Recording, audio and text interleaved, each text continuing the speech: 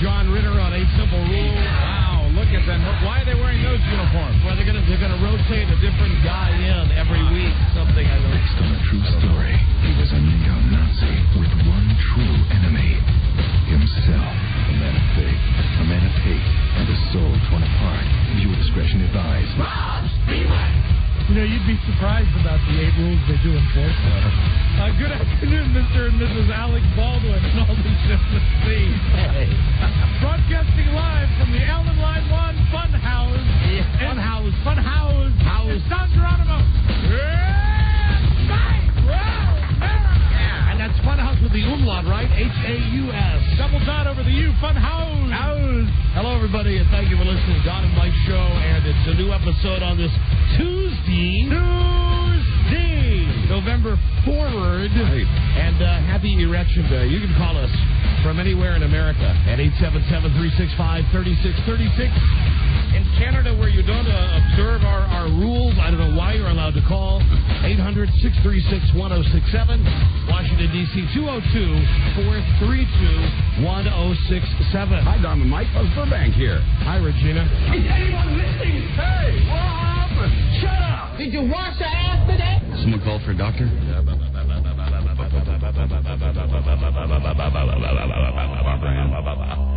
Okay, I got a lot of stuff to talk about. I'm a DJ. Let me move this out of the way. That's your job. Thank you. See Buzz, I can see Mike. It's your job to talk about things. Got lots of things to talk about. Thank you, Rob. You don't have to move. See, now you don't have to move it that far. That's extreme. Because then, when you're going to need to speak, and I know you're going to need to speak at a moment's notice, you'll have to put it in the way again. So there, that's good. That's good, right there. Then you can just grab it and snatch it when your time comes. That's just about perfect. That's just about the way right. that works. Why don't you give that one a test, Rob? How's that working? Hello? It works. Beautiful. Okay. We still are thrilled, aren't we? Yeah. We're still very excited that we come in here. Mm-hmm. We have microphones that we talk into, and people all over this country get to hear us. And we still can't figure out how it works. But it's fun. It's still, if you asked us to explain it, we don't know. Awesome. Not a clue. It goes through the air, dude. Well, now it goes like up to space. That's right. Well, space is the air, dude. Yeah, it used to be just like, the local air. Yeah, but now it's everywhere air. Very excited. I'm still, to this day, very excited about it. Sure, rightly so. And we come in and we talk, and you listen. You turn on your device wherever you are, and you hear our voices, and you can hear us say stuff. And like days like today, I've written a notepad where I have an agenda. I just want to say, before we start with the show, before we even get to the bizarro Mike world and election day and the Redskins, right. I've been married. You know this. You've heard this. You've heard me struggle through this for 22 years. I'm always very. I admire you. I'm envious. And I throw it out there for the gratuitous applause. And Buzz, you how long? 28 years. 28 years. Yeah. Well, and that's bravo, because I want to tell you it's a struggle. And I'm just gonna throw some love my wife's way right now. That there are a lot of things that your wife, your girlfriend says over the course of a relationship. Mm-hmm. You know, the first would be, I love you. That's great.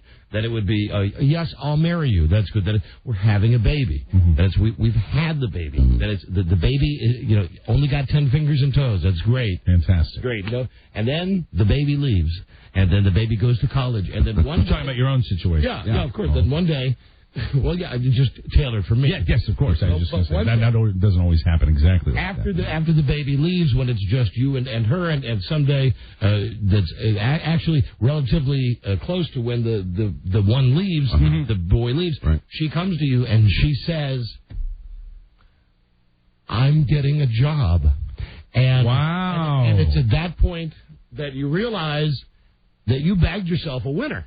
Yeah, that way back in the day, you backed yourself a winner, because now that the boy is gone and he's off to college, she's going out on her own. She certainly has earned the right to sit on her ass and just do nothing. Right. But and that would drive me crazy, incidentally, as long as I'm here having to, getting to come in and do this thrilling where you speak into microphones and people hear you. Mm-hmm. And now we're not sure exactly what she's going to be at, if she's going to be a nurse or a secretary. Or a flight attendant. Yeah, a stewardess.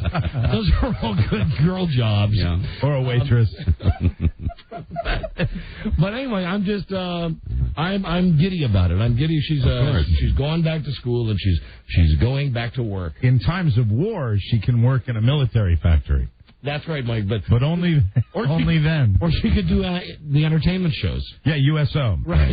But it's better to have her roll bandages, don't you think? Yeah, well, that's true. Now you're going way back. Anyway, it's just great. Just great. We've been married all this time, and you don't know exactly what she's going to be doing, though, right? I do, and I have been kind of sworn to secrecy. Okay, all right. And she wants to do it under the radar. Yeah, right. And I'm here to support it. Now, why would I not support? This is what I hate. What I said to her. Mm-hmm. You're excited about it. I remember when you said it yesterday. You were very excited. Very, very excited, Mike. Because what it means is that my wife will be independent.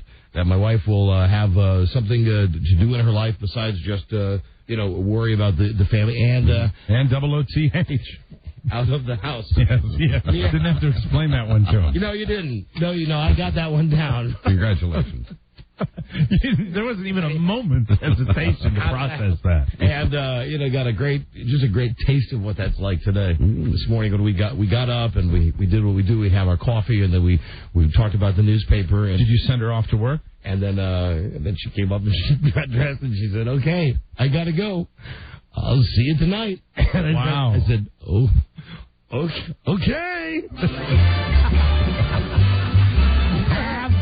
Have a great day at work. That's the music we hear.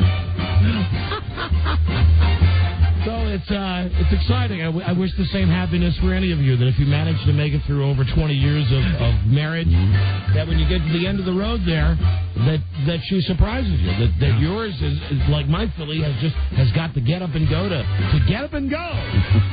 OOTH. Right on. Out of the house. Very exciting. HAUS. So she's gone. She's out at her job, and I was just enjoying this freedom of, wow, here it is. It's a Tuesday, and I'm sitting around, and I got nothing to do. And how many hours were you left to your own devices? This is very sad, Mike. Only about 3, yet I'm giddy. I'm giddy about 3 hours. That's a significant amount of time. Welcome. And Buzz, I know your wife. I've enjoyed this perk for many years. Your wife works. And as a matter of fact, when I called to chat with Buzz today about the Letterman baby, I was surprised to hear your wife on the telephone. Yes. I thought she'd be at work, too. Yeah, she went in late, so I left today. That's part of what I was going to share with you, Buzz. So you get out of... Yeah. That's how that works? Yeah.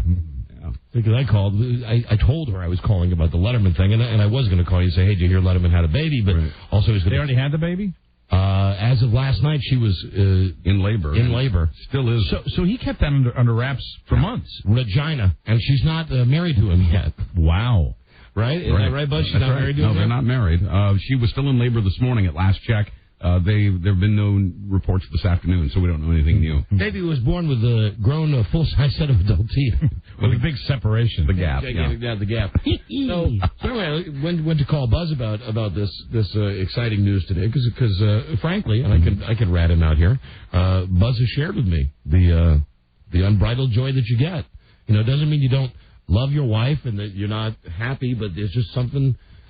Magic happens when she says something good about her going off and slaying the dragon. Oh, yeah, it's great when they're gone. She said, "You get along better." She says, "I'm going to work," and I'm thinking, well, now, this is the babe that I married. This is the babe who used to get up and go to work. She's enjoying it. Good for you. Is she happy? Yeah, she's happy. Well, she just started, so happier than a pig in ass, Mike. She's totally happy. She'll be in the work environment. Yeah. So she's anyway. That's my bit of thank you. You seem congratulations. Positively euphoric today. Yeah, there was only one bad thing happened, and this really had nothing to do with if my wife had been at work or at school. She forgot her coffee and came back. The grocery store. No. It was about I don't know. She left about 10:30, 11, something like that.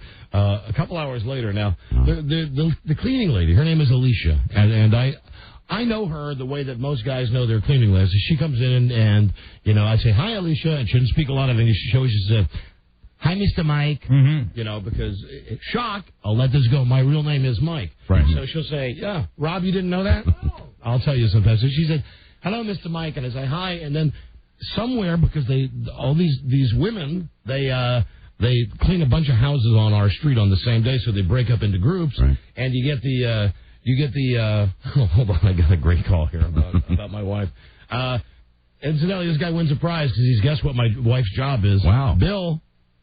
Hey, how you doing, Dynamite? He's got it. And listen, I was going to keep it a secret. Go ahead, my friend. Yeah, I know where she wants to work. It's the Bunny Ranch. Right. So that should be good income. That's been her dream. Mm-hmm. So anyway, Alicia comes in and I say hi, and then she says hi, and then at some point I leave the room and Alicia's gone, and there are these two other women who I know by face, by seeing, by sight, but I don't know their names, and they don't speak English. They're cleaning the house. Well, it's getting time for me to get ready to go to work. It's about noon, and they're cleaning my bathroom. Not a good spot to be when you're ready to, go into your routine. Right. So I'm doing stuff like I'm walking the closet, which is right next to the bathroom. I'm in there and I'm picking out. I'm looking at the shirts and I'm going, which one? I'm trying to give them a subtle hint. Milling around. So finally, I go in and I said to one of the ladies, I said, I need you, and I do that thing. I don't know why when you're speaking to someone who doesn't speak English, why first off... I need you to leave my bathroom now. Speak loudly. You act like a football analyst with your hands where, and could you clean another area? I'm doing this thing. I'm going, need you to leave. Need you, and I'm doing like this thing. I'm swinging a baseball bat, and she's looking at me like, well, I said, I have to take a shower, and I'm holding up my... Well, now, hold on. Let me take another call about this. Here's a guy who's wrong about this. Are you really a doctor? It says on the screen, Dr. Lawrence. Yes, I am.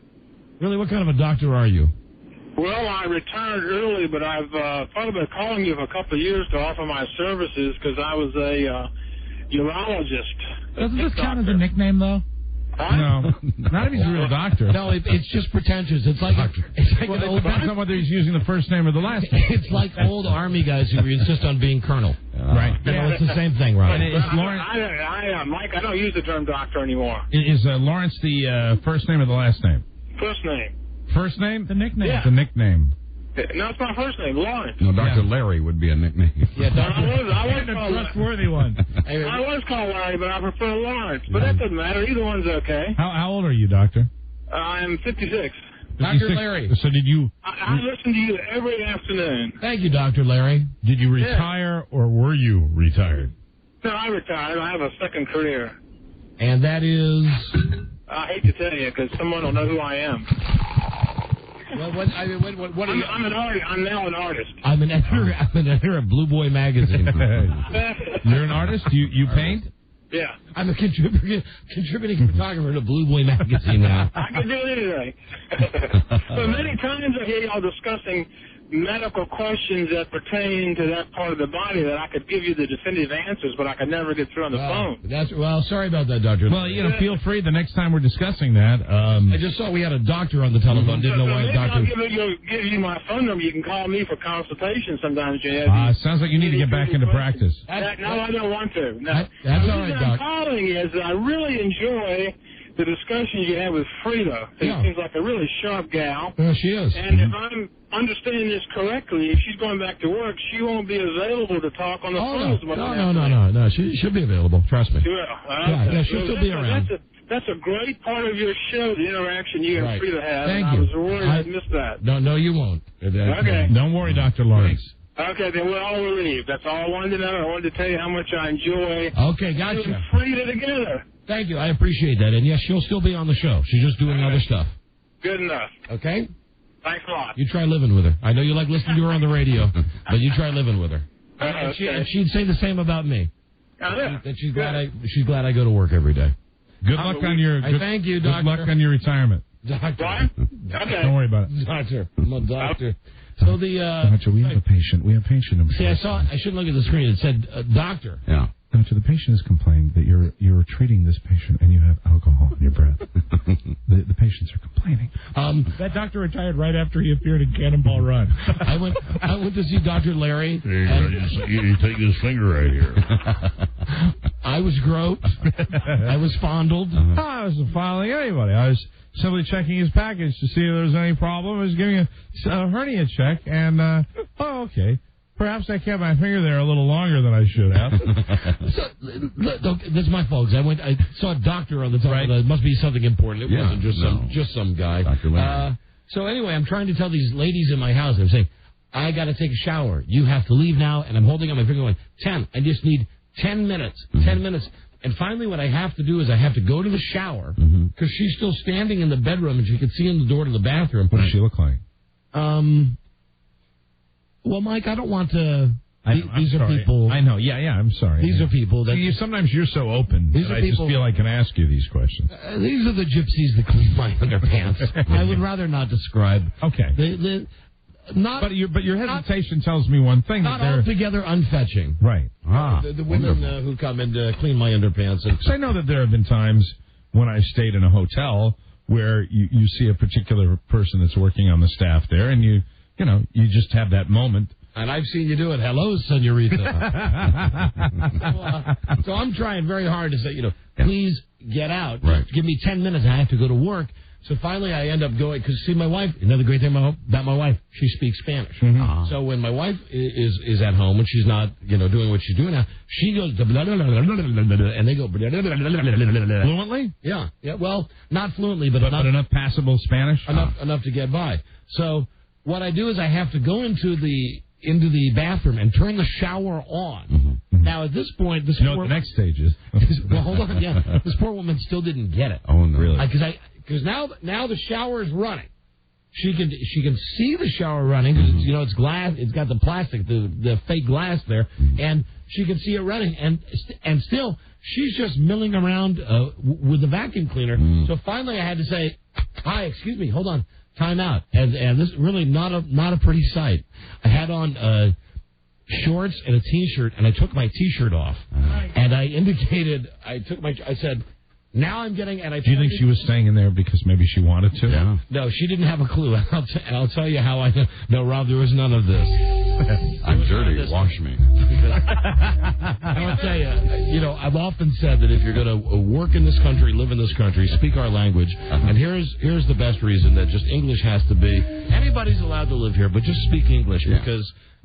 frankly, it's the language of the country. And what a problem I had today because I'm saying to her, okay, you got to leave. I've got the shower on. She's still standing there. It's not until I take my T-shirt off. Right. Now, I don't know if it's the combination of my sculpted body or the fact that I've taken my shirt off that's flipping around. But all of a sudden, the light bulb goes off. And, man, she starts in this... Bina, calling her friend Bina. Sexual harassment. Boom. Sexual harassment. Door shuts and she leaves. So what I do is I throw the shirt back on and I go in the other room where there's the other lady who kind of speaks English and I said, "Hi, I just need to take a shower so I can go to work. I need about..." One day your wife leaves early. Look what's happening. I need about 10 minutes. And she looks at me and she nods and she goes, "Yeah, now I still don't know if she really understood." The one day the way I'm getting this story is the one day that your wife leaves early, you're molesting the staff. Yeah, that's right. The staff in your mansion. the great staff that we have. The staff. So he touched me. No, I didn't. He took his shirt off. I did. Yes, I did take my shirt off. And then I noticed that he was naked and aroused. And then my butt was bleeding. The butt was bleeding. All I was doing was leaning over to pick up some of my cleaning supplies. And before you know it, Mr. Sarche came up behind me, and I could not do nothing. But I must say, he is a masterful lover. It was so incredible. He used himself like a paintbrush, and I was his canvas. I must say, it was consensual. It was. I must say, he is no Kobe Bryant. Muy fantástico, Mr. Sarche. He is no Kobe. So good. I come back tomorrow, okay? So then, then I take the shower and I get together, and I get cleaned up as clean as I can get, and I leave the bathroom area, and they're doing stuff in another room, and I walk in the other room, and I go, okay, hi girls, I'm gonna go down and have lunch and go to work now. And they look at me, and I still don't know. I could just be speaking gobbledygook to them. What are the ages of the staff? I'm sorry to keep asking, but they're not staff. But really, they're gypsies, Mike. They're cleaning gypsies. Yes. They clean the houses in our neighborhood. Your cleaning people are gypsies. What would the average age between the two of them? What would the average age be? I'd say probably mid-20s. mid-20s for these two. For these two particular gypsies. Okay. Okay. We have to stay extra time now. We like to spend more time in your house because you're so big and strong. Yeah, right. Would you, Mr. Sorcha, would you like a shampoo? You know, and these are the women who incidentally. You like the Canada shampoo? If ever I had a fantasy going that these women would, you know, if my wife was out of the house, that they'd get it on with me. Keep in mind, these are the women that before I had this attempted conversation with them, I have such a lack of dignity with these women now because they've been cleaning so long. Embarrassing. Listen, when you walk by the laundry, the little closet where we've got the washer and the dryer and the sink, when you walk by and you see them actually holding up my underpants, and they're deciding if I guess what they're deciding is if they should be tossed out or if they're okay. Or the main question, usually, which is what, pre-treatment? Right. Pre-treatment or not? I mean, these girls, they've seen the worst that I have to offer, and it used to be that I would hide it from them because I know that they come on Tuesday, so I would either do the laundry myself on Monday, or sometimes I would even take dirty laundry and put it somewhere where they couldn't find it because I didn't want to. And now, I guess it was a couple of years ago, I just said, "What the?" You know, said, "The hell with it." Yeah. What the hell? That's what they're there for. It's dirty underpants. I mean, my wife's underpants are dirty. I mean, you know, in a different way. But would you like me to come into the bathroom and soap up your genitals? See, Mike, here's why I don't think that's your on. Genitals need washing. That's not on their radar because they've seen my underwear. Yeah. You know what I mean? Well, but it might, you know, that might be standard practice for them. But you would never know because of the language barrier. No idea. Is there anything that you ever perceive to be unspoken? Like a shy look? No. Perhaps your eyes meet and she looks away. No. See, you're busting my balls, but I'll tell you really. I'm having fun because I'm actually really enjoying this fantasy. The only thing that I've ever really perceived, and this I swear to God, the only thing I've ever really perceived that they say is, and this is just me and my paranoia, but it is my perception that they are saying, I am just a big, dumb oaf. Oh, really? All the time. Because they know I can't understand what they're saying. Right. Do you ever walk into a room and then walk out and hear in back of you fits of giggling? No, but I do hear conversation. Nervous tittering? Gringo. When I leave a room, I'll hear that. So I just, you know, and don't think I'm busting your balls as much as I'm just constructing the fantasy that I'm sure. Okay, but now see, here's why these are good gypsies, and I don't want to lose these gypsies. But right, you are wrong if you think that Gina Gerson is at my house. That's what I was kind of doing. Yeah. Right? No. No. Okay. All right. Here's what I want now. Gosh, I can't even. Would it be the lady from As Good as It Gets? Yeah. Open the doors and see what God's great universe has, or whatever she says. I would say watch the HBO show Real Women Have Curves. Gotcha. Enough said. You've done it. Yes, you will be not getting any more ball busting from me. You have killed it. That's where you will get. You have killed the buzz. That's where you get what's going on. Not for you, Buzz. Not at all. Buzz. Oh, Mr. Burbank. Mr. Burbank, the horn dog. Now, you don't have a person that comes in, do you? No. Mr. Mike. Present time. You're too much of a neatnik yourself. He's a Mr. Mike, too. Yeah. His real name is Mike. Hello, Don and Mike show. Yeah, hello? Yeah, hello. Hello, my name's Rebecca. I have a quick question for you. Yes, Rebecca. Rebecca, what's wrong with your voice, honey? There's absolutely nothing wrong with my voice, thank you. Hello. Hello. Are you from the UK? Yes, I am. See, there is something wrong with your voice. No, there's nothing wrong with it. No. I love the way they say now. No. Be nice. Come on now. You what? You used to have some UK neighbours that you hung out with, so don't knock my voice. Oh, no. Listen, I used to kid them as well. Okay. That's Gary and Sarah. It won't be long now to December. And do you know what that means? What's that mean? Snow. It's going to snow. Anyway, what can we do for you? Hello. Okay. Now, I don't want to be insulting at all, but I do have a question about this whole issue with your wife going back to work. Yeah. You just mentioned she's going back to work, yet in a second breath you mentioned that you have a cleaner come in and clean the house and do the laundry. Yeah. So my question is, what has your wife been doing all this time if she doesn't even have to clean the house or do the laundry? See, now I want to tell you something. See, now this is why it's only a woman. Mike, don't even start this. Okay. It's only a woman from another land, from another country, from a bass-backwards country like yours, that would not understand the concept. The concept is stay-at-home mom. Yeah, I understand that. She was a stay-at-home mom. Most stay-at-home mums still clean and do laundry. So what was she doing? Just taking care of what's his name? Yes, just taking care of what's his name. I can't remember his name, but yeah, that's right. That's all she did was just take care of what's his name. And have you been able to bear any children yourself, or are you barren? I'm trying for children at the moment. Okay, well, listen, I tell you what. When you're able to finally achieve, and when you're able to procreate, you'll find out that there's a little more to it than just taking care of what's his name. I do know that. I'm a full-time nanny of 3 children. Well, you're a nanny. Why are you busting my wife's balls about having somebody to clean the house one day a week? Because she's a nanny. Right.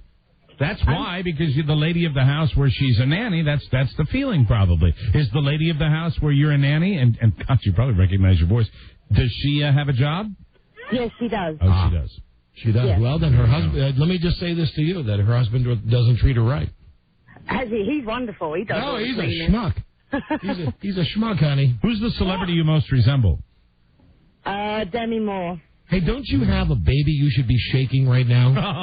They're in the back of the car, but that was quite funny. No, you're distracted. Yes, don't you have an infant you should be shaking to death? Don't you think that the fact that you're calling a radio show and you're talking I didn't call up to be nasty. Yeah, you guys are all busting my balls. Hold on. Put something in your bio. I want to say... every day and I've Listen now, my Connie friend. Don't you think you're putting them children in danger? No, we're by the fact that you're calling up a radio show and you've got a wee ones in the back of the car. We're in carpool line. We're not moving.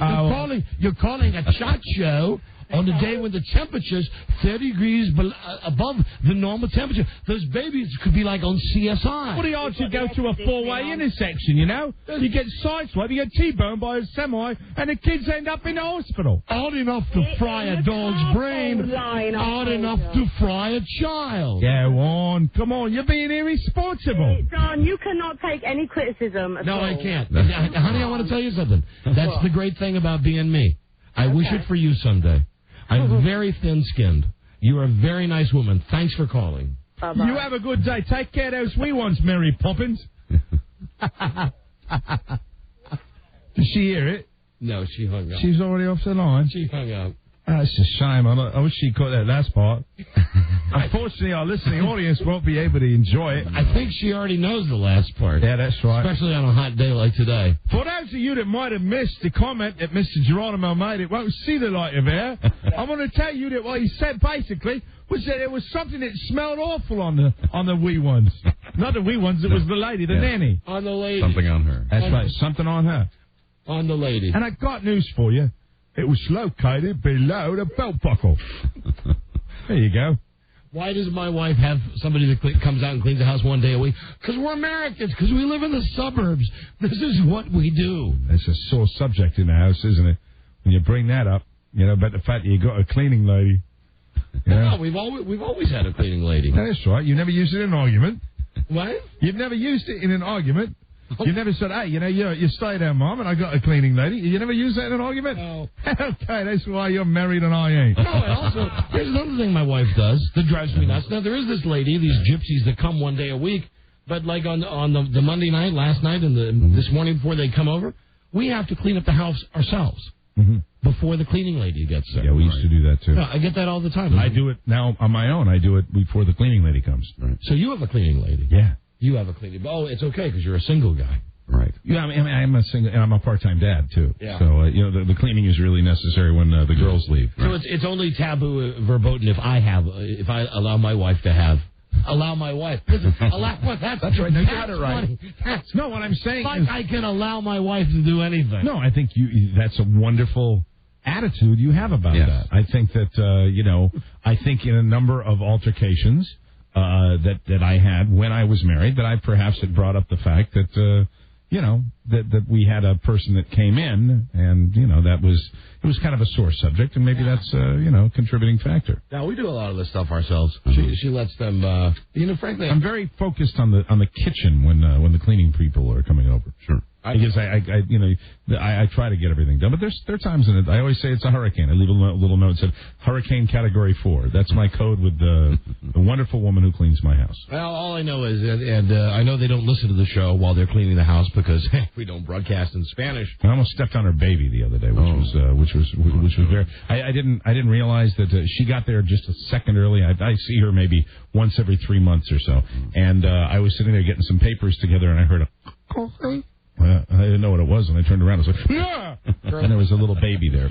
I just want the gypsies to remember that when they get to the room that has the TV, my room that has the football stuff and the Batman stuff and the radio stuff, that I'm all over that room. That, girls, you should just keep that in mind, and perhaps one of their gypsy friends can hear this and translate it, that anytime you touch anything in that room, I'm there. I've been there, if you know what I mean. I think they know that. That's my room.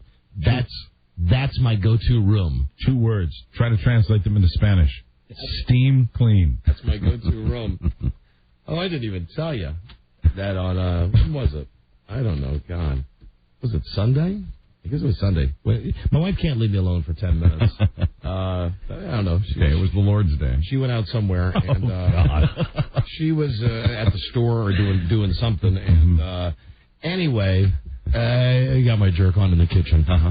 In the kitchen? In the kitchen. In the kitchen? In the kitchen? Oh. Just to do it.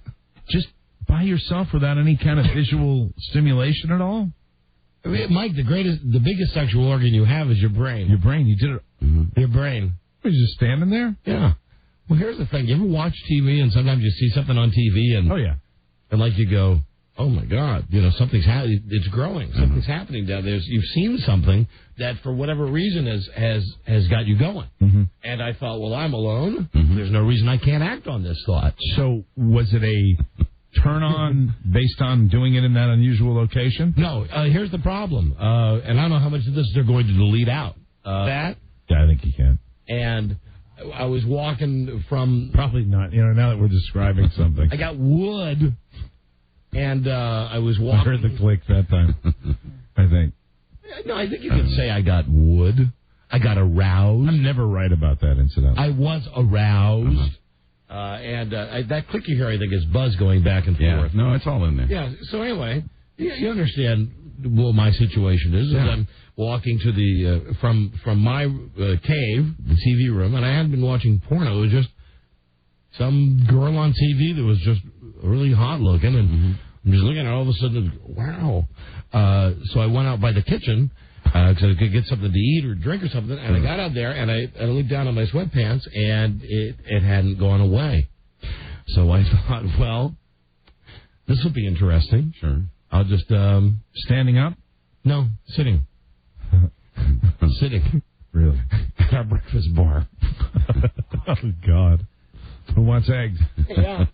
So, well, I'm giving up way too much information here, and we got a break. So, I'm sorry. That's a good first segment. Yeah. Oh, yeah. And when we come back, we'll talk about Bizarro World and plushies and furries and our boycott of the football game this weekend. Yes. It's not. Let me just say this.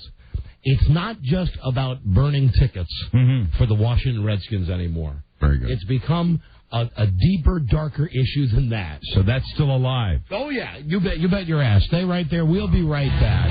This is the Don and Mike Show. And I'll say this, those are some sick people. Mentally sick.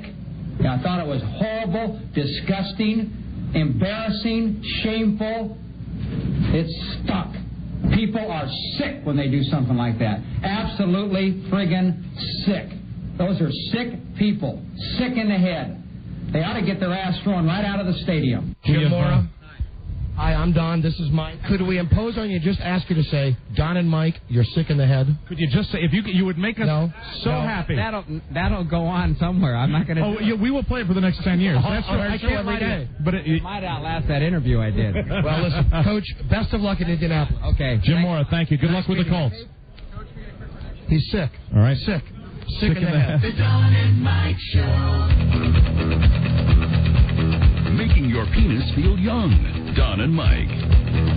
Yeah. Jim Mora.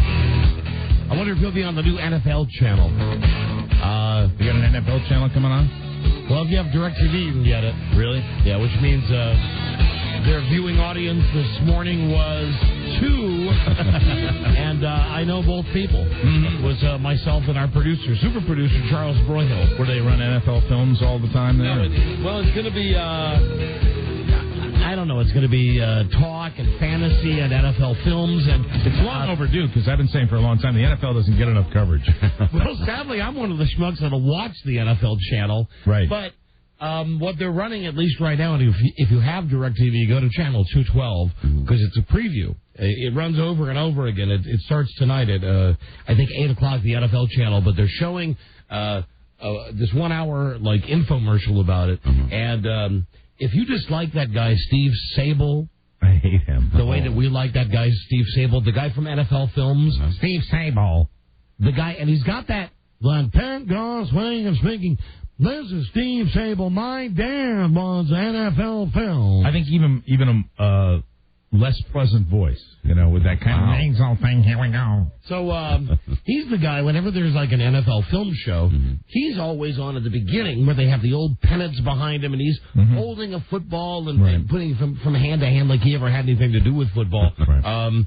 And I think everybody's agreed that NFL Films does a great job of documenting the games and stuff. Pretty amazing. But what it ends up being is, and why you should go watch it now, it's basically a half-hour JO session with this guy, with Steve Sable, who's talking about how the men and women who work at NFL Films are as good or better than anyone working in film in the world. That may be true. And then it has him up at a podium talking about how, God, he pontificates beyond pontification. That he's standing at a podium and he's got these glasses. They're like big old man gigantic glasses. But he's wearing glasses now? Yeah, well, I believe because this was a behind-the-scenes look, right, you got to see him sans contact lenses. Okay. So he has these big gigantic glasses on, and gigantic glasses aren't hip anymore, but he's got them, and they've got a weird little indentation around the side. I guess somebody told him they're hip, but they're not. Right. And he's standing at the podium, and he's giving a lecture to the people, saying what the NFL channel is going to be. And he says, it's like on the old, I don't know if he says Burns and Allen radio show or something, or Fibber McGee. Oh, that was it. It's like on the old Fibber and McGee Molly radio show. Fibber McGee and Molly? Yeah. He said that you'd be listening to that show on the radio, and they would open up a closet, and all kinds of different sounds would come out, and you'd wonder what was in that closet. That's what we're going to be doing, is opening up the doors at NFL Films, and whatever comes out, and they got a shot of the people sitting around this conference table who are just looking at him like, you are such a tool. So now they're not just analyzing the games or analyzing the people that analyze the games, they're analyzing the people that film the games. Correct. And on the channel, they'll have reality shows, they'll have movies, they'll have game shows. It's owned by the league, but they're going to do all kinds of programming. And as far as to DirecTV, get us our high-definition programming before you put that on. And as I noticed when I was looking at the lineup of who they were hiring and firing, I think with the exception of Rich Eisen, who used to work at ESPN. Good guy, I like him. I think virtually everybody else that they've hired are people who have washed out from the network. Okay. Former players who have washed out. For instance, Mike, Shannon Sharp. Yeah. Sterling Sharp. It's Sterling Sharp. Sterling Sharp. Shannon Sharp still plays it. Sterling Sharp is one of the main go-to announcers. Sorry about that. I know.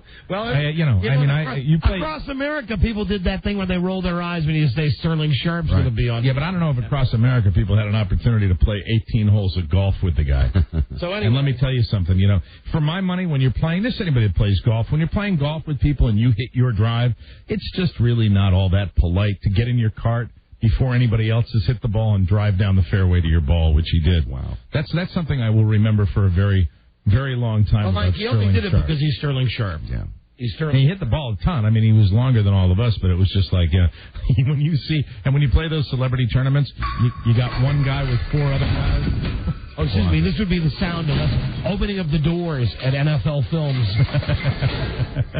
and they're playing the sound effect in the background while he's giving the speech to the people. He's saying, we want NFL Films to be like when you would watch Fibber McGee and Molly, and they'd open that door, and all of a sudden out would come a brick and a bat, right, and then a gigantic piece of wood, and it would always end with a ball bearing rolling around on the floor. And you know, these up and comers, these the leaders of tomorrow are sitting around the table looking at this guy, going, "Oh Christ, this guy's my boss."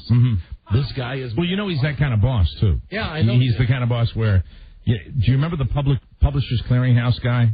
That always had to be there, and you knew he was like the boss, and he had to put himself on. Now, I put Steve Sable in the same category. This is a perfect segue. Not only the NFL Network, but the fact that Steve Sable's got to be on TV himself. He just can't be the guy behind the camera who gives us these great shots.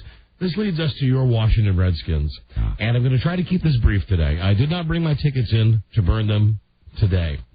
I will burn them at some point. Now, maybe around the country, you're listening to this yesterday and you're thinking, well, now why is this dickhead overreacting? The team is 3-5. There's lots of cities we broadcast to that have teams that are way worse off.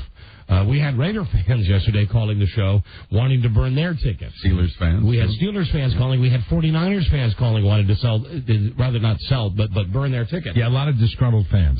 Here's the thing about Dan Snyder. For whatever reason, everybody in Washington, D.C. hates this guy. They just hate him. And I think I can pinpoint why. That he's a young, short, cocky, rich prick who owns a football team, which is okay with everybody, if he just owned it in the public trust and poured his money into it and let it happen. But he micromanages. And this whole thing with Jimmy Johnson that we were talking about yesterday. Listen to the spin. I'm going to tell you exactly how the spin on this happened. Okay. Because I did some research into this. Jimmy Johnson is on Fox on Sunday, and he says, "You're not going to believe, him. You're not going to believe this." Right. The owner of the Redskins called me, a former coach of the Cowboys, to ask help with Steve Spurrier. Well, as it turns out, Steve Spurrier's people, also known as Sonny Jurgensen, who is Snyder's guy. Right. And this is another reason that most Redskins fans, most people in the Washington area hate Snyder. That when you have the guy that's an owner of a team, hey, listen, it's his team. He can do whatever he wants. But most of us, the fans, you get pissed off when they're showing a shot of the team at training camp or the team at practice. And Snyder is sitting in a director's chair with a big, gigantic Monte Cristo Cuban cigar. And sitting there right next to him, like his lapdog, is Sonny. And what he's doing is he's overseeing all that's happening on the football field. When really, it's like if I was sitting there or you were sitting there. He doesn't have a friggin' clue. Almost. That was very close. He doesn't have a friggin' clue what he's doing. So, and the micromanaging thing is like this.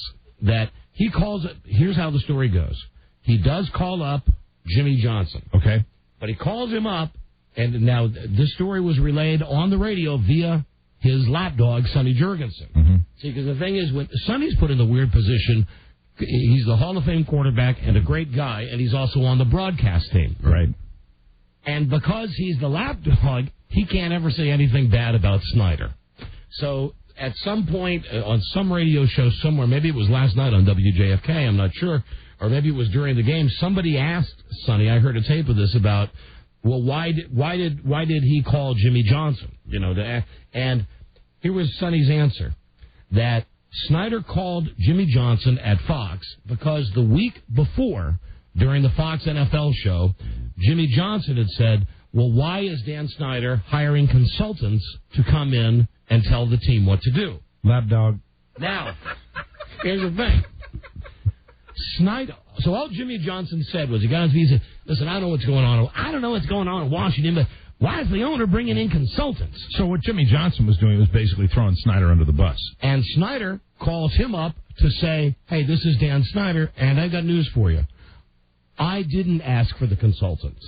Spurrier asked for the consultants. So get your story straight. Right. Now, let's say that all of that is true. What do you think he's going to say when he calls you? Well, he won't call me. He'll call Alan, and Alan will call me. But here's the thing. really, if you're Dan Snyder and you're worth $8 gazillion and you own a football team that's worth more than the Yankees, the Cowboys, whatever, you turn on the tap in the morning and out come dollar bills. Mm-hmm. I mean, you got it on Easy Street. You own a football team. What the frick do you care if Jimmy Johnson says on TV that you guys talked? Mm-hmm. Why did this is micromanaging? Why does Dan Snyder then have to pick up the phone to call him to say, hey, you said something on TV. You said something on TV about me that wasn't exactly 100% true. Doesn't that happen to everybody? Yeah, I mean, when Casey falls into the heading of comes with the territory. Right. So, this is the type of micromanaging that we have with this football team, where he gets into fights with the coach. That the coach likes this stiff Danny Warfel, this guy who's an awful quarterback, but Spurrier likes him. Mm-hmm. Snyder won't let him hire him. They cut the guy on the last day before the first game, and Spurrier doesn't want the guy gone, but Snyder says get rid of him. Snyder likes this guy, Rob Johnson, this guy who washed out in Buffalo and washed out in Jacksonville. So, anyway, they put Rob Johnson in a game about 3 weeks ago, and he sucked. So they cut him. They just cut him. They cut the second-string quarterback, and they hired the Hasselbeck, who's not the good Hasselbeck, the bad Hasselbeck, the guy who's never thrown a pass in the NFL, right? And whose wife was on Survivor. Mm-hmm. They hire him to be the second-string quarterback last week in Dallas, and the regular quarterback's getting the crap beaten out of him. And I realize that I just sound like a whining fan who's really not happy because my team's not doing good. But it's not that. It's that Dan Snyder, if he just would shut the frig up, hire Spurrier, let him do it. Let him run the team. Mm-hmm. If they lose 16 games in a row, fire his ass and do whatever you want. But during the year, don't get on your high seat and sit out at Redskins Park with your big cigar and Sonny sitting next to you and be talking to players and doing all this other stuff. Just stay the frig out of it. Since he has owned this team, all he's done is raise prices and make the game experience something that used to be the greatest in the league now to one of the worst in the league. But you said it. I mean, I was only out there with you for one, but man, the only thing I said to you that night, I really believe this. I was like, wow, how are people putting up with this? So it's really because there are a lot of changes out there that don't exactly seem like they're completely geared towards making the experience better for the fans, which really is what it's all supposed to be about. And it's entertainment. And he does a lot of stuff that I would consider good. I mean, he does a lot of stuff. Like he sees Lavernius Coles and he goes, well, he's worth $35 million. Mm-hmm. Now, I don't think Lavernius Coles is worth that much money, but if there's an owner that wants to spend it, more power to you. He has demonstrated, in fairness to him, that he is willing to spend the money to do that, but the formula doesn't seem to have... You can't... In the NFL, would you agree in the NFL, it's extremely difficult, unlike baseball, to really go out and buy a championship? You can't. And I know I've mentioned this before in previous years, so bear with me. The guy's not bright enough. He's a champion of industry, but he's not bright enough to go to hire a PR firm. But he's just looking like a dick, and people are just... You know, they're looking at this team and they're going, well, this year is shot. This year is shot, and maybe next year is shot. And oh, yeah, I am paying the highest ticket prices in the league. And when I go to the game on Sunday, I pay $25 on top of my exorbitant ticket price to park my car. Then I have to wait 30 minutes for the shuttle bus that takes me the 20-minute drive to the stadium where I'm not allowed to bring a bottle of water or a sandwich from the outside inside. Mm-hmm. And when I'm inside, rather than watch a great football game with a competitive football team, all I'm really seeing is a parade of the best television ads that are currently running, because that's all they run in the stadium. Right. And the guy could fix all of this in a moment if he just one of these times came on television and just said, hey, I'm going to step out of this spotlight for a second. That the team, maybe I've been too hands-on. Mm-hmm. I'm too much of a fan. Mm-hmm. But he won't do it. And I'm just sick of him. And you're mad. You're like a lot of people. You're angry. You're like a lot of people that are ticket holders, too. And I'm thinking now, what can we do? So I say yesterday that we should have a mass rally. We should burn the tickets. Anybody that's got the tickets for this week's game, he's already got our money. Right. Mm-hmm. So we're only hurting ourselves. But if you're like me and you're pissed, let's burn the tickets for the Seattle game. Well, Alan, the jittery general manager, who's the rights holder for the Redskins, He's going ballistic about this. He's calling me during a break yesterday. Yeah, I remember that. Where he's saying, listen, you can't do this. Right. I mean, they're going to be mad. I said, and? Oh, they're going to be mad. Mm-hmm. Boy, they're going to be peeved. And we do know that Snyder is thin-skinned. And you can look at that by the fact that he called Jimmy Johnson because he thought something on TV was not correct. Now, I'll also say up front that I'm very thin-skinned, too. I flipped out of that British woman who called because my wife has a cleaning lady. Right. Here's the difference. I don't own an $800 million football team that's supposedly held in the public trust. I'm a friggin' fat disc jockey. I guarantee you this, if I own that team, you wouldn't see me out on the field before the game walking around with those guys. Because you know what? They'd make fun of me like they do him as soon as he walks away. Mm-hmm. Oh, there goes the little prick. There goes the little prick. And when my team did well, if I owned the team, you wouldn't see me up in my booth, standing up on a telephone book, going, hey, Redskins. You do it classy. You stay the F out of it. Right. Just stay the F out of it. So, bottom line, what can we do? Well, we can ask everybody to boycott the game this weekend. And I think that we're a pretty powerful show here in Washington. We have a lot of listeners. And I've got to think that even if the stadium holds 80,000, that a lot of people are going to be mad this weekend anyway. Mm-hmm. And are probably considering the traffic and the hassles and the team sucks and Snyder sucks. And what better way to send a message to this little prick that really he should just sell the team or just stay the hell out of it. Just have a press conference. Or change things.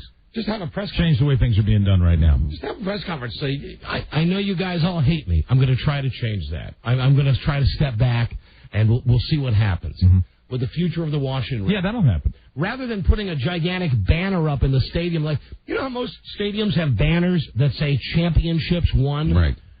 Do you know when you get off the escalator at Redskins, the stadium, FedEx, you know what it says? What? Congratulations. For the 5th year in a row, the club level is sold out. Mm-hmm. We're supposed to take pride in that?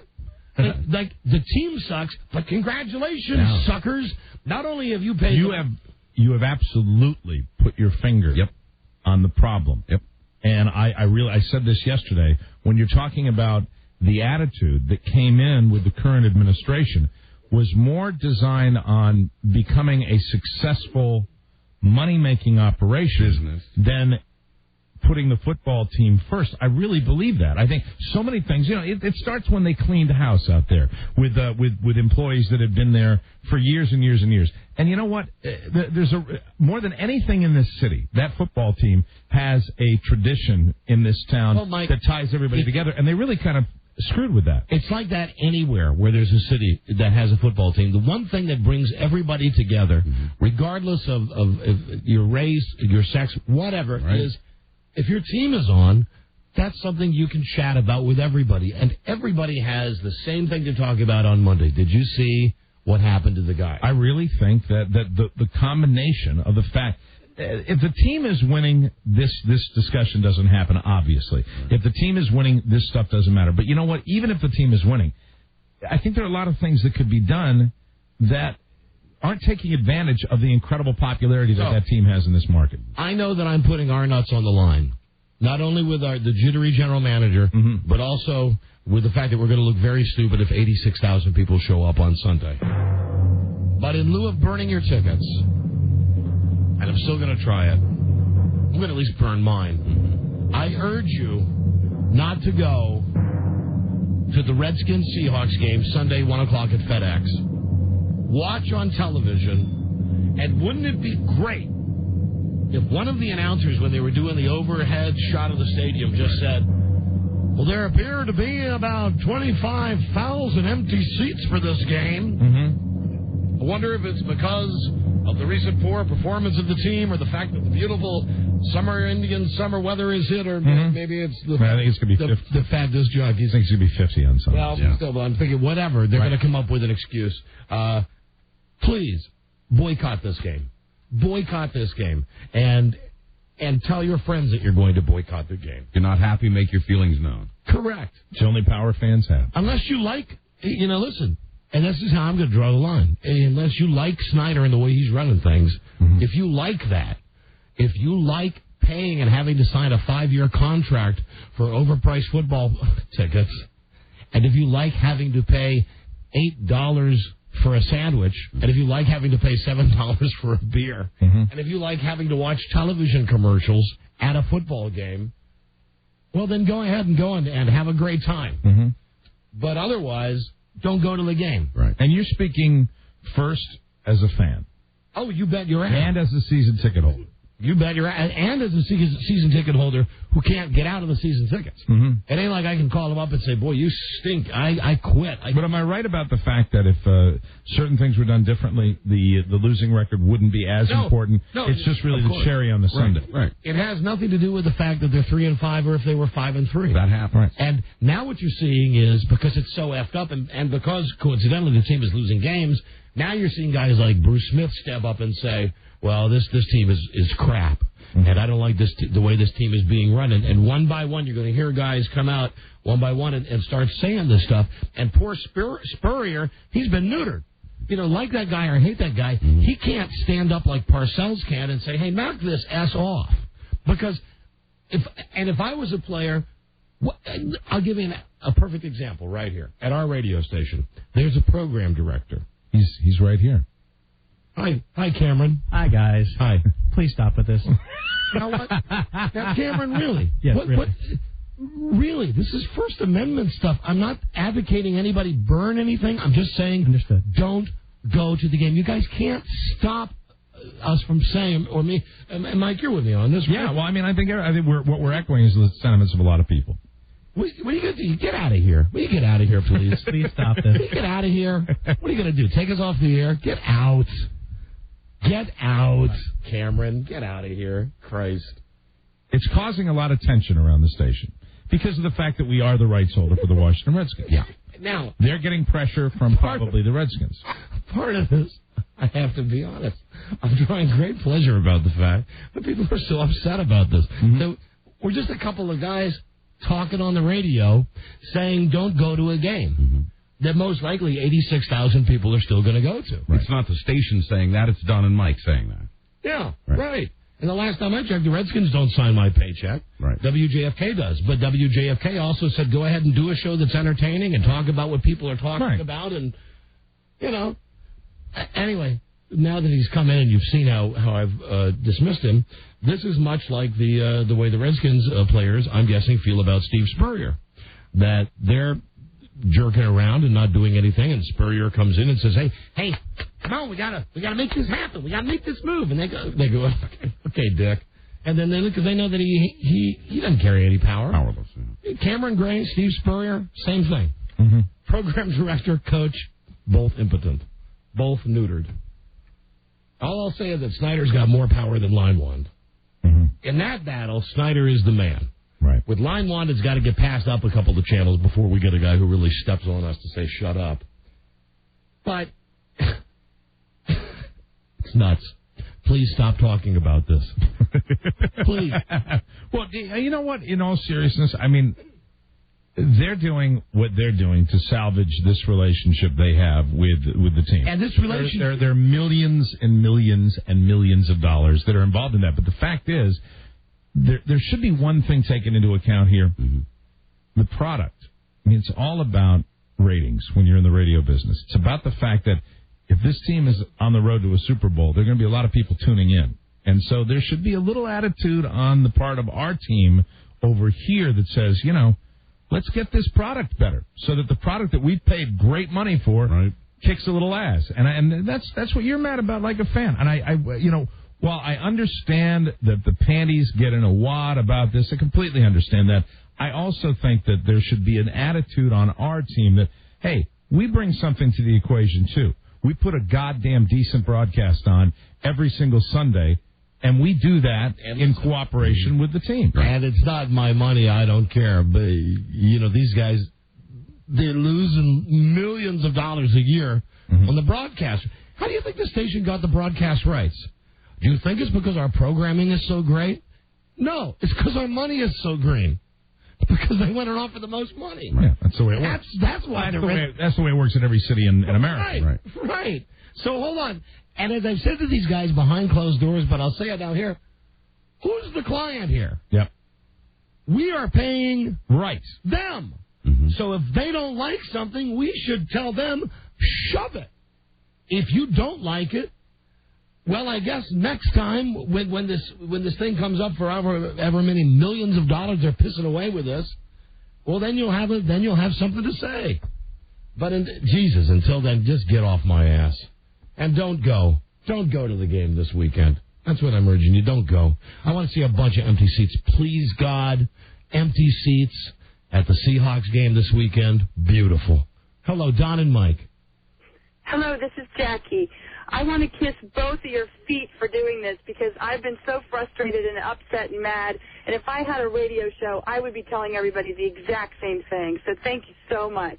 You're quite welcome. Once again, Mike, we speak for the people. You're quite welcome. There's I like sentiment out there. Hello, Don and Mike. Hello, Don? Hey. Yes, Don and Mike. Hi. Hi, my dad bought tickets 47 years ago. They're on the 50-yard line, undercover, on an aisle. And he bought them because he loved the team no matter what, and the cold and everything else. And it's disgusting the way that Snyder has turned everything in to how much money he can make and how much he can rip his fans off. I mean, closing Landover Mall so that people couldn't even walk, the ones that could finally get a ticket per chance on a weekend. Listen, around the country, there's no way, until you hear this, there is no way to gauge the hatred that this metro area has for this guy. It is absolutely, I will never go to, you tell me this weekend, I don't even go to the games. Good, thank you. Bye-bye. Goodbye. Good day to you, ma'am. I said good day. Hello, Don and Mike show. Yeah, Don and Mike, it's the whole area is dissed.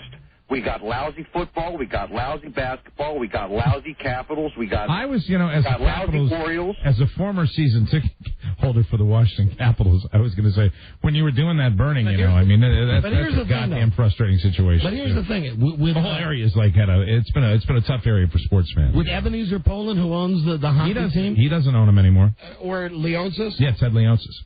And Leonsis is an AOL guy who's kind of out there. You know what I mean? He's given it a good shot. And, he's a PR-oriented guy. Yes, he is. But still... He's very well liked when you go to the games. The thing is, you don't see him all the time. You don't see him all the time, but he's the kind of guy that would stand outside on the concourse, shaking hands and talking to everybody that comes up to him. I've seen him do it. And I know what Snyder does. I swear to God. He goes up on top of the building and has a big cigar on top of the stadium and watches all the peons come in every day. I know he does. So everybody's angry. That's that. So boycott the game this weekend. There you go. Boycott the game, and now we're going to go have a very awkward... it's going to be a fun commercial break. A very awkward commercial break. Very fun. Although, see, here's how they work around here. This is very interesting, because now, Mike, now that we're past the contract thing, we're back and just do our regular work. Our work day to day, where every day is an adventure. Every day is a controversy. Yeah, and in this one, I predict that... now, I'm not going to go down the hall looking for these guys. I'm not going to go down to Alan's office or to Cameron and go, hey, what'd you think of that? Was that a good segment? Are you really mad? I'm not going to go. I don't give a crap. But I would bet. You want to bet that they'll come in here? I would say you'll probably have a conversation with somebody. I'm going out in front of the building. Okay, well, I'm staying in here. Yeah, well, you're a season ticket holder. Yeah. I mean, I'm behind you 100%, but really. In my own mind, it just doesn't matter. It really just doesn't matter. I'm backing you like a good ally would back you. I know you would. Not like our contract stuff, though. Then I fall on the grenade. You deal with this crap. All right, I will. I mean, because you're the season ticket holder. You're angrier than I am, but I completely understand where you're coming from. And if I didn't, I'd tell you. And I went to that. You took me to that one game this year, and I'll tell you, the experience is what I'm talking about. And I talk to a lot of people that rate Dan Snyder as an owner on 1 to 10. 1. Rate him as a PR ambassador for the city of Washington. 1. Rate him as an evaluator of football talent. That I can't tell you. I don't know about that because I think that really when you talk about micromanaging, I know at the beginning, I know he's spending money trying to get some decent people in here, and I'm going to give him higher marks on that, but. It doesn't take away from what's happening right now. It seems to be And, hold on 1 to 10. Yes. Please to rate how fun it is just to rank on him. 10. Because it's great. And because he gets mad about it. And people are mad. Yeah. And you said, really, he shouldn't care about what we're saying on this radio show because of that faucet thing, you said. Right, because there's the dollars come out. Money comes out. Come on. Money comes out. Go buy yourself some nice elevator shoes. I mean, people are spending a lot of money. They're hard-earned dollars. God damn it, there are people that are season ticket holders for that team that absolutely scrape it together to do that. So it's incredible. All I'm saying is just 1 week, don't go. That's it. It's a little protest. It's a little way of saying, hey, we're the fans and we're pissed off. And there's nothing wrong with that. And you know what the bottom line on this is? He still has our money from the tickets. Right. But here's why this is really going to kill him. He ain't going to sell beer and hot dogs on Sunday if you don't go. Watch the game on TV or listen to it right here on 106.7 WJFK on the Redskins radio network. That's right. Don and Mike show. Hello. Hello. Are you there? We got to take a break. Hello. Yeah, go. You're on the. Hey guys, I'm from Buffalo, and it's amazing that how the media in the DC area is just wrapped up around this team. Buffalo's playing badly or performing badly. They hear about it. The seats are empty, and it's about time somebody in this area is speaking up about it. It's goddamn right. You know what? That's the best call we have gotten on the subject. Right. I completely agree with. And how many times have you seen when you watch a game around the country? You mentioned Buffalo. We're on in Buffalo on WBUF. The last couple of years before they got Bledsoe, when they were sucking, you would turn it on, and that stadium would be half full. Yeah, you know what you want to get? You want to get that hands-off policy, Washington Redskins? Yeah. Win! Yeah, and win. That'll work. And also, just stay out of the picture. People don't care if there are certain problems and certain things that don't make the experience that good. Now, winning if the team is 6-1. Now, winning fixes everything. Right. That's very true. Yep. All right. Thanks. Well, we got to go. Thank you. Bye. Thanks for calling from Buffalo. Okay. And right there. Well, what's that dude's name? Ralph Wilson? Mm-hmm. When's the last time you saw Ralph Wilson on TV during a Bills game? For all I know, he might be dead. Yeah, I don't know. Don, I don't think he's well. Yeah. Okay, but regardless, when's the last time you see good him? policy. Win, baby. Just win, baby. What about even that a guy who looks like he might be the dude that's the owner of the Buccaneers? Glazer. Yeah, right. Remember when we goofed on him, what a goofy-looking guy he is? He's another guy that's kind of feed out, right? Yeah, and last night when I was watching the Monday night game, they showed the owner of the Broncos up in his booth. He's a slicky boy. Yeah, but you know what? He's learned his lesson. He's not on the sidelines anymore wearing the full-length big fur coat. What is it with these owners in fur coats? I don't know, but... you wouldn't know. That's one thing. I've never seen our guy with a fur coat. Well, it would get muddy. We'll be right back, everybody. This is the Don and Mike Show. It's time to get rid of those old phones, so switch to Singular and update your phone. Get the Sony Ericsson T226 free after a $20 mail-in rebate and a free camera attachment with a $50 mail-in rebate. The Sony Ericsson T226 takes pictures and emails them instantly. It's wireless internet capable and has picture caller ID. You can download polyphonic ringtones. It operates on GSM network and it will change your life. I love the GSM network. And if you want a calling plan for the whole family... What do you love about it? I love the fact that it's so clear, so easy to communicate with my coworkers and friends. You can keep connected with Family Talk. Add a line to your calling plan for $9.99 per line per month. On plans starting at just $39.99, you pay no roaming and no long distance. And I'll tell you, the no roaming I dig. That was a great call to action, Mike. Thank you. Certain restrictions apply. See any Singular wireless store for details. Thank you. I didn't know you cared. I did. And Mike, WJFK. This is the Don and Mike Show. This house is so gone crazy. The Don and Mike Show. You can call Don and Mike anytime from anywhere in America. 877-365-3636. They're ready to believe you.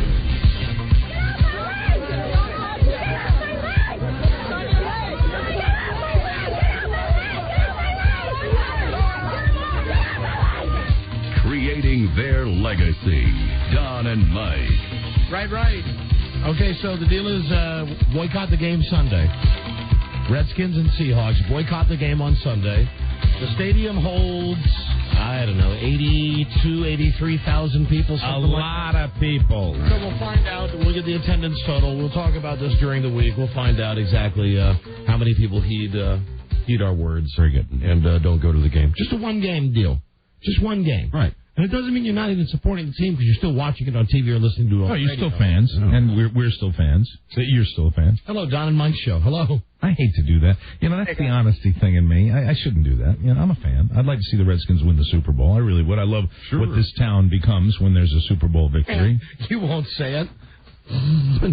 You don't like Snyder like a lot of people. Oh, I don't like Snyder, and I will say it. Oh, thank you. Yeah, I thought that whole rating thing took care of that. Yeah, I guess. I'm with you. Yeah, I forgot about the you rating. bring me right along. I forgot about the 1 to 10 scale. Right, you're on board. You're going down. I'm going down. Hello, Don and Mike's show. No need for any of you guys to go down. I just wanted to point out one last thing that Snyder's not only is he taking away the experience, but he's robbing from all of us the one thing that gives this town a sense of community. That's I said that before, and you're absolutely right. Yep. I mean, the guy's just a dick, and we can all hope he slips off that telephone book that he dances on and dies. Oh, now stop that. No. No, I don't endorse that. No way. Just asking you not to go to the game this week. Right, come on, let's back off. Hello, Don and Mike. I just wanted to point out one thing you sort of have wrong. You keep saying that it's like your First Amendment right to say what you want. But First Amendment really only protects you from the government. Doesn't really... Well, in this case, if I'm working for people who have the right to censor me, then I am going to say First Amendment. Because in this case, infinity is the government. The radio, and make no mistake, the radio station has the right to do whatever they want. Yeah, which is why I have to say First Amendment, because I think I have the right to say anything, and Mike does, and Buzz does. But they have the right to fire you. Yes, they do. And they do. They have the right to fire us for cause. This is content. Absolutely. Right. Thank you, though. Thank you. Bye-bye. I don't know why people want to junk this up with the actual rules and whatever. Yeah. Whatever the amendments are, you understand the gist of what I'm saying. Yeah, let's not get bogged down in that. It's that we want to be able to say what we want to be saying. What we're saying is not so controversial that, like we're saying, it's not like we're getting on the radio saying, immediately kill all dogs. Right, no, exactly. On your way home tonight, if you see a cat, run it over. Yeah, we're not saying anything that's putting anybody in any kind of danger, and that's the bottom line. The only person in any danger is Dan Snyder, and that's in his wallet. Figuratively speaking. Hello, Don and Mike show. Hey, Don. Yes, Don and Mike. Hi. Hey, how you doing? We're doing great. How about if you're a Seahawks fan and you want to go watch the Redskins lose? No, listen, there are a lot of people on the phones saying, I want your tickets to the game. This is what you guys don't get. No, I don't want the tickets, but I want to go watch the No, Seahawks I understand. play. Yeah. I know, but you want to go to the game. Here's the thing. A warm ass in my seat is a warm ass in my seat. Right. Someone going to pay $8 for a beer with their warm ass from my seat, whether it's my warm ass or your warm ass. I urge everybody not to overthink this, please. Yeah. Please, let's not overthink this. And that's one thing. That's another thing about this town.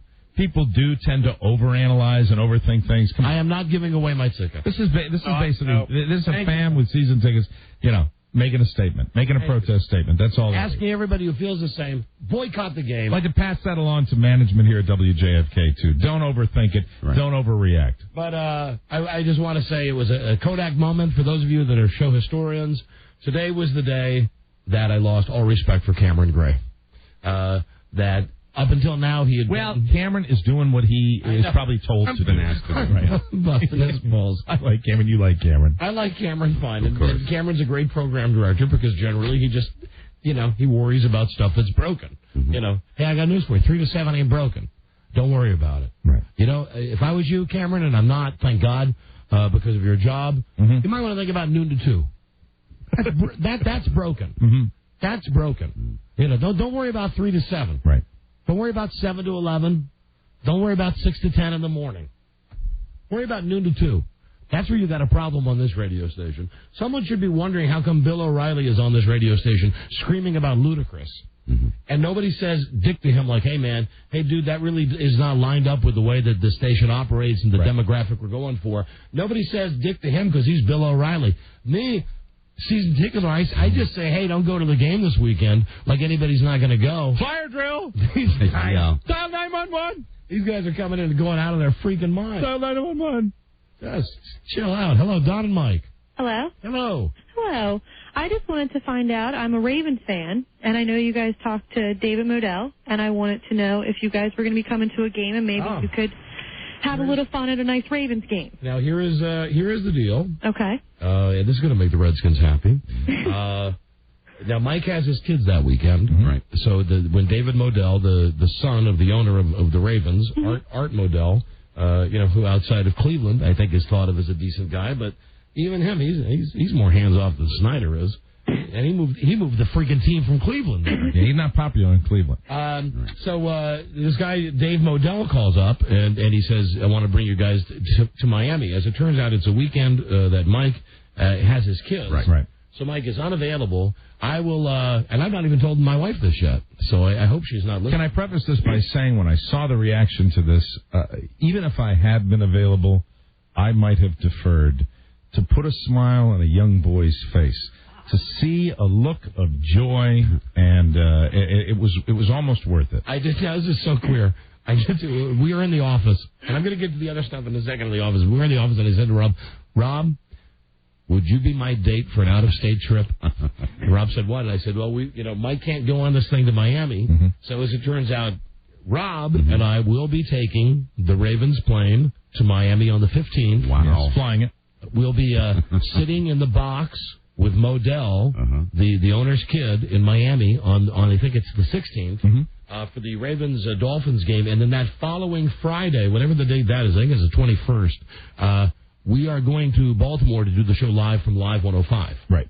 That day. That is our plan. Oh, very nice. So it was very nice for the guy from the Ravens to actually invite us to an out-of-town game and say, it's November, it's Miami. Yeah. It's flying on the team plane. Go for it. It's Rob. Yes. Oh, look at these two. I wish we had TV so that they could, you know what? I used to have real feelings of just overwhelming jealousy about the relationship that Don has with Rob. And I know. Now I've accepted it, and now it actually has gone so far as to give me joy. And really, the culminating moment of that was up in the office when Don laid this little idea on Rob, and Rob really looked like a little kid. And, I'm not even going to go down that road that I used to travel down, where, it was like looking at two people that just wanted to be together, because then I take it to that, because I know you guys aren't sleeping together, and I think that, it's wonderful to see that kind of male bonding. No, and I know you two have that special bond. I sat across from you on our flight to Iceland, listening to the giggles that were literally a 6-hour flight of nonstop laughing. It's fun to watch. Don and I go out and we party together. We've had a great time together. We have a fantastic time. If you throw Rob into the equation, it is always elevated. That's the way it's always been. Here's the thing. Rob, I like all my friends on the show. I like everybody equally. Rob brings out a side in me that nobody else is able to bring out. Not by leaps and bounds. And once that side of me comes out, right, it's hard to get it to go back in. You can't put it back in the bottle. Once it comes out, right, and he can do it. And that's when I became really aware of it, was when we were flying back from Iceland. As I listened to it, and then I listened to it for another hour, and then another hour, and then I slipped my headphones on and turned the volume up as loud as I possibly could, so I didn't have to listen to it anymore. Sorry, but I accepted the reality that that's the way it was. You're a witness to this. You know the way they behave. It's a strange bond. I was jealous at first too, but once you see the love, you can do nothing but admire it. Once you know nobody's getting in, once you know that that's the way it is, that they're accepting. You're welcome in. I don't want it. But if you want it, I don't want in. But if you want in, no, I don't want to go there. If you want in, you gotta pay the initiation. Yeah, and I'm not doing that. Oh. And not a goddamn chance I'm doing that. It's nothing that comes out of your wallet. It's something that comes out of your soul. You're coming out of your soul. And really, I mean, the fact is, we're all going to hell, but you and Rob are holding the doors. Come on, feel the love. You're going to be over there like the guy that's on the tarmac leading the plane in. You'll be on the other side of the gate going, come on in. All right, table down in front. That's all right. You'll be on the plane. I know. I don't care if I'm on the ground with the cones and the orange light. Well, you might get special treatment. Yeah. Who knows? You never know. And is that good or bad? I will tell you that Miami has never been the same. Will never be the same after this. The Ravens plane won't be the same. Yeah. The owner's box most definitely Never won't be the same. No. Wow, that's going to be pretty hot. It will be fouled with our views. Who left this? All right. What is it? My God. Turn it upside. Oh my God. Oh no! Look what. Now who would write that? Right. See, that's What? Ink. That's why. The fact is, you're going on the team plane, Right. and I only have one more. Don't get beaten up by the players. I don't. I think they're going to put us by the. I think by some other media people. I think they're going to put you in the restroom. I believe we will be serving drinks. Listen, what is your name, honey? You're from Baltimore, right? Yes. You got it. We will see you in Baltimore in a week. I hope we can convert you to a fan, or at least have you down in Baltimore, because we would love to have you. Well, we're coming to Baltimore, I think. Who's got a calendar? It's the 21st, right? The Monday after the game in Miami, right? No, it's the Friday after the game. The Friday after the game. The Friday after the game, I believe. Charlie, if you got it, come on in. Have we no calendar? No, I don't think. It's a well-oiled machine. Hello, Don and Mike. Don. Yeah. Why don't you take Bart to the game? Because he's in college. Yeah, he can get the weekend off, though, can he? Yeah, here's the problem, that the Ravens plane, as far as I can tell, doesn't fly from Baltimore to South Carolina en route to Miami. And, call me a callous father. I'm not going to pay all that money for my kid to fly. He's done plenty. He's in college now. Get out of here. I raised him already. I'm done with it. Hi, Charlie. It is Friday, November 21st. And I'll talk to Dave Modell and see if they can make a pit stop down there at Clemson, if you like. That's all right. Listen, my kid's got his own life going on anyway. Well, I fear that if they did that pit stop on the team plane, then Bart might get beaten up by the players. Yeah, because I've got news for you. Bart really is the unofficial third member of the club. That's right. And that's that's disturbing. We reached the point with Bart. It was before he was 18, wasn't it, Robbie? Yeah, it was when the Super Bowl was in Tampa. Yeah, like 3 years ago. Corrupted. At one point, he was just initiated into it, and there was no need to hide what was going on. Another lost soul. The jokes that not everybody gets, but once you're in on what's really funny. What's that sound? Oh, there goes the soul. Everything's zing. Hello, Don and Mike show. Hello. So listen, don't go to the game. Don't go to the Redskins game this weekend. We're boycotting the Redskins game. If you hate Dan Snyder and the way he's been running this team, show him this weekend. Don't go. You've already paid for the ticket. Then you're going to the next home game, though, right? Oh, yeah. Yes, of course. Sure. It's Carolina. That's a good team. Now, Seattle's a good team, too. Just right. Seattle happens to be the next game. Hello, Don and Mike. Hello. Yeah. Our radio buddies, Don and Mike. Howdy. Hey, I've Hi, got Jim. the winning ticket. Pardon me? I've got the winning ticket today. Really? You have the winning ticket for I've got it, picked it up at Yank It this morning. Got the original Twisty in a plastic bag. Opened it up. What does the winning ticket say? Said, on election day, Don will lose respect for Cameron. He's the winner. All you have to do is bring that to your local Twisty. The home of the original. Yank It, the home of the original Twisty. Go to your Yankee. It's a red Twisty, too. Where are you calling from? What city? Iowa City. Iowa. Okay. I like grape. Go to Yank It and tell the guy behind the counter, and he'll give you the suitcase full of Rolex wristwatches. Hey, actually, I'm working where they sell Rolex. Oh, hold on. Right now, Rob has just written me know you have won 24 tennis bracelets. Vote for Steve Sobroff today. All right, see you later. All right. Bye. Get out of here. How can anybody like the cherry twisties? My God, that's why we market them at Yank. There's only one flavor. It's great. And don't forget, that's where you get the official Don and Mike Impossible Contest card. That's right. That's where you get it. That's right. Now, I like that guy. Right next to Lotto. And beef jerky. Plenty of beef jerky. And can I just say one thing to the people at Yank It? Yeah. Please don't run out of chapstick. Hate it when that happens. But I think you'll like this about Don and Mike's Yank It. Our new line of convenience stores all across America. Yank It is a great convenience store. All customers, 100% American. Yes. Yeah. English spoken here. Right. You mean the employees or customers? What did I say? You said customers. Yeah. Oh, I see. Oh, no. Come on now. You have to let everyone in. I know you wanted to implement that. Just employees. You got all excited about your Miami trip, and that's how that slipped in. And don't forget, around America, Don and Mike's Yank It open 22 hours a day. 22 hours a day. That's right. We got to do some maintenance. Yeah, and our apologies to the working people of America that the 2 hours we are closed are from 7 to 9 in the morning. With the yank it. Yeah. Now we've got... That's why our coffee tastes better, Buzz. I get it. It's the 2 hours a day. I'm liking yank it. Yeah.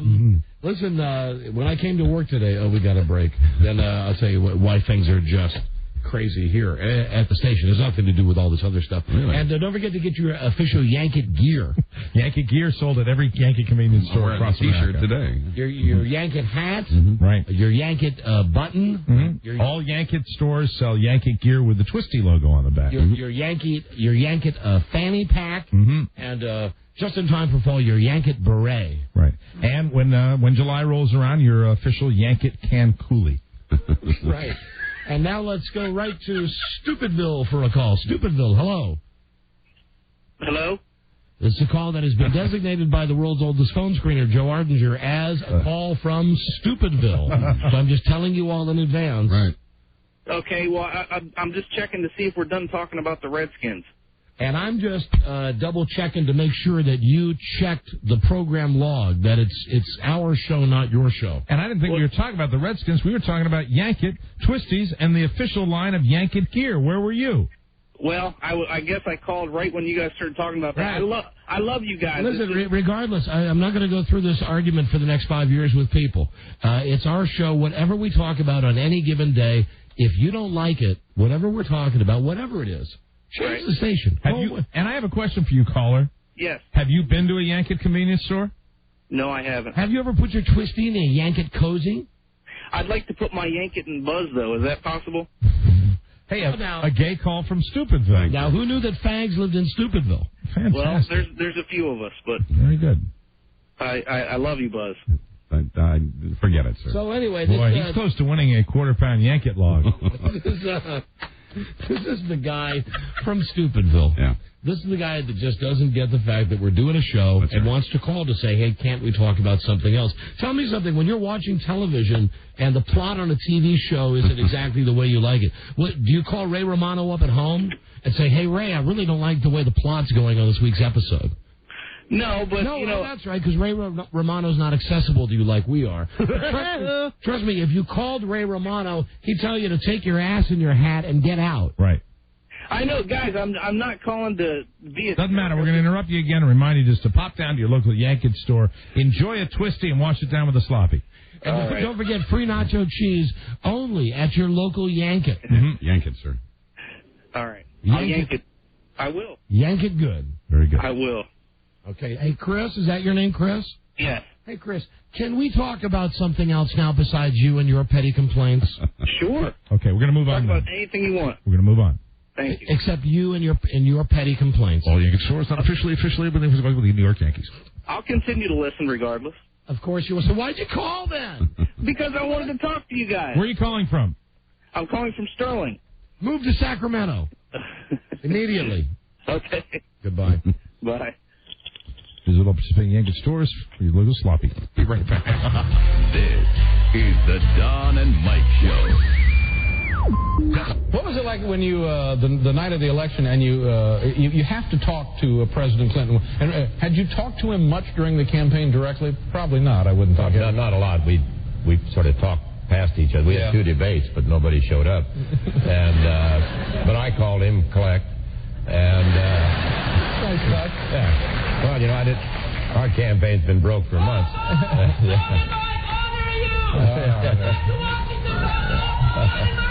Okay, fine. Thank you very much. Mom, will you go back to the hotel? Come and taste their friendship. The Don and Mike Show. Yeah, hold on. Now that I don't like Respect, we played this one yesterday. What you want? Oh, I love it. I could listen to that every day. Yeah, hold on. I guess not. Well, I mean, we played it yesterday, though, so let me see what else we got. The Don and Mike Show. How much? Make it too long. We can always cut. Make it real long. Here it is. Something by Elvis. Oh, yeah, because I got the wrong box. No, it's right. We've got to go into it a few seconds. Was it Jailhouse Rock? And now you skip to the middle. Yeah, now hold on a second. You looking for another one? I bought this CD at Yank It. Oh, no. Ron, that's impossible. No, they don't sell them? They don't sell CDs at Yankee. We just sell cassettes. The Don and Mike Show. Next to the maps. Everybody like this one? Yes. Jet by Paul McCartney. Very good song. Always the exception to every rule ever made. Don Geronimo and Mike O'Mara. Right. Okay, here's something from our fax machine. Oh, and again, boycott the Redskins game this weekend. Right. Don't go. I was just talking to a member of the staff who has to go anonymous because he would get fired if they knew that he was talking about this boycotting the Redskins this weekend because of Snyder. The guy said, what if since the station won't let us have a mass burning of tickets? Right. This is a great idea. What if we got a bunch of people who had tickets for the Redskins game who didn't want to go? Mm-hmm. We asked them all to come down here to our studio. And then what we did was we got the tickets, let's say it's anywhere from 100 to 1,000, maybe 2,000 to 3,000. Mm-hmm. And what we did was we went down to a homeless shelter and donated the tickets to a homeless shelter. It's a phenomenal idea. Now, that way, people who would not normally have the privilege get to go to the game, get to go, and but because they're homeless, well, they don't have $8 for a beer, right? So they're there, right? But they're not spending any money. Yeah, well, they probably don't have cars either. How do we get them there? Okay, well, that was the first area that I had a problem with. Yeah, right. When I was talking to this guy, I said, "What about transportation?" He said, "Well," and that's when he just started saying, "Well, that's where you and Mike should get buses." And I said, "Well, no, forget it." You know, I like good idea. I like the idea though.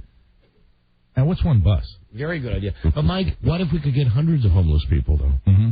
What if we got so many homeless people that it would have to be a story on Fox? Mm-hmm. Like when they went to the shot of the crowd, they said, for whatever reason, this weekend at FedEx Field, there are 40,000 homeless people sitting in the stand. I love it when people think out loud. Keep in mind, not your clean homeless. Mm-hmm. Right. We're talking about... Hey, you can't discriminate. Homeless is homeless. But I would like the dirty homeless, even if they had to dirty themselves up a little bit. They have to fake it? Yeah. Right. So, anyway, good idea. We'll let you know about that. Somebody faxed us in. We want to say hi to the guys and gals listening at Kansas Rad Physics. I guess it's in the Wichita area. Something... Is that some sort of like hippie physics or what? It's rad, man. Rad, man. A magazine, apparently. Lisa Remedy... TV star of King of Queens, is really branching out. As you can see here, Mike, a little article about Lisa Remedy in one of these magazines, one of these like Good Housekeeping, Women's Day type magazines. Mm-hmm. As you see, it says, I'm from New York. I miss it. I have lots of family here.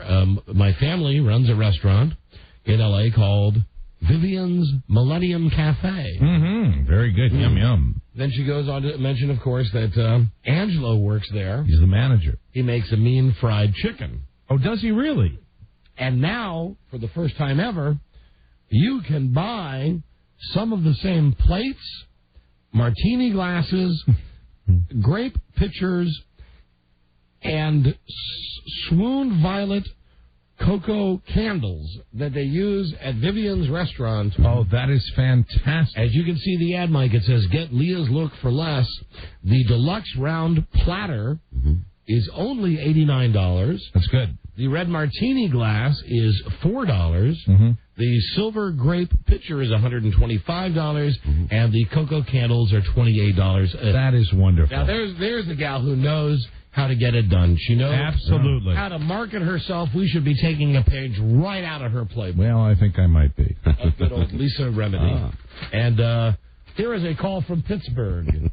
Don and Mike show. Andy. Good afternoon, gentlemen. How are you? We're doing great. Radio thanks. Guys. Hi. Great, outstanding. The rocket scientists up here in Pittsburgh on 1550 The Edge have a JCPenney stock commercial. The sale is tomorrow, running repeated for at least the past 10-15 minutes. Now, is it on right now, or are we back on the air? No, it's actually, I've lost your signal, but it was on. I only get you for about 20 minutes down the road. The station doesn't air very well. That's always encouraging. Well, So it's a flamethrower. It's a powerhouse. I'll take that 20 minutes. It's almost dark outside. Yeah, that's right. Everything changes now in the land of AM. As soon as it gets dark. So I'm getting Uruguay. So the good news from Pittsburgh is that we are on the air in Pittsburgh, but for the last 15 minutes they were running a JCPenney commercial. Is it Uruguay? Is it Uruguay or Uruguay? Uruguay? Mm-hmm. It's Paraguay. I thought it was Uruguay, not Uruguay. I think that's why I asked, because Buzz, I think, had the story when it's Uruguay. Yeah, when we all went to school, they told us Uruguay, but really the correct pronunciation is Uruguay. All right. Very good. All right, thank Gentlemen? Yes. Yeah. Tata asked. All right, toodaloo ass. Thanks. Glad to get that in. That's how you say it.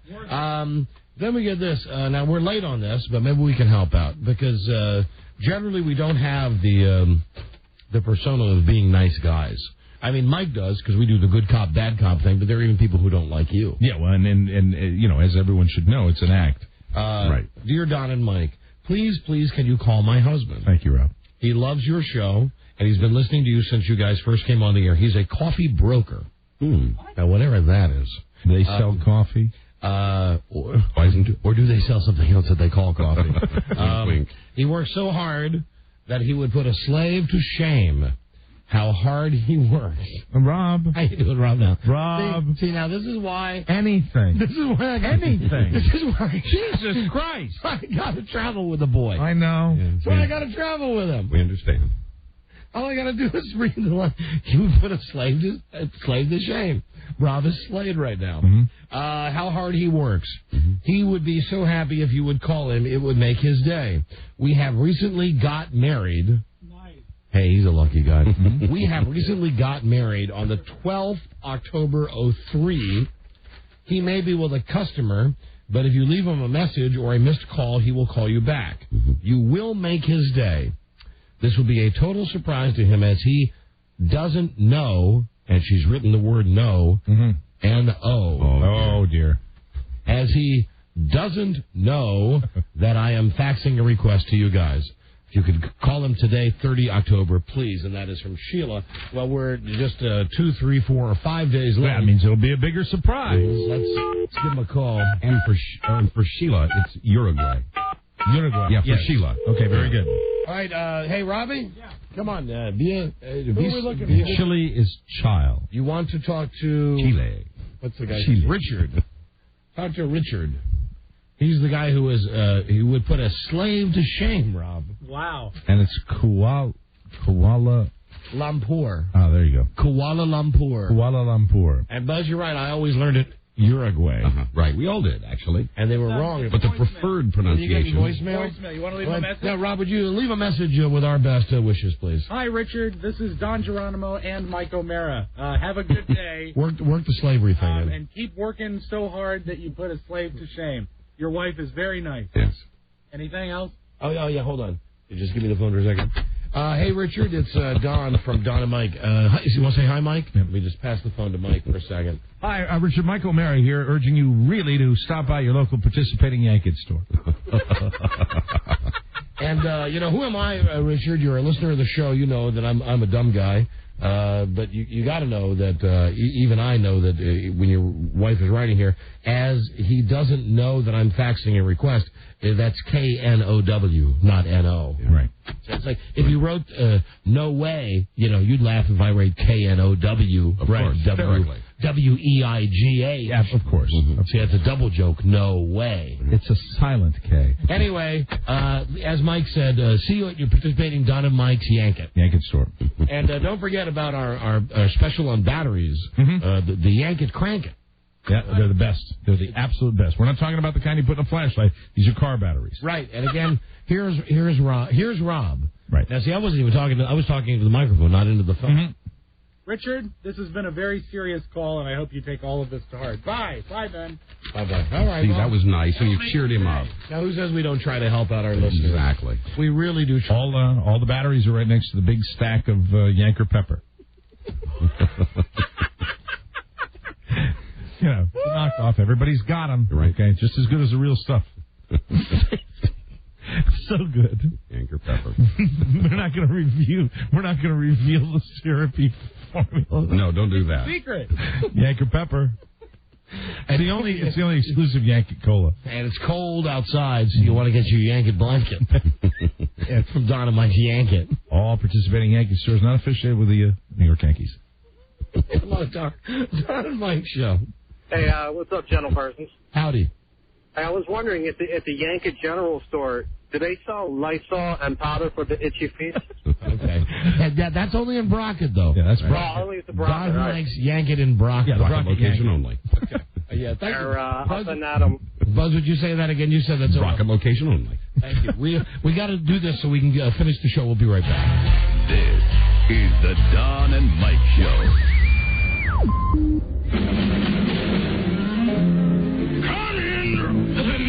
Come in.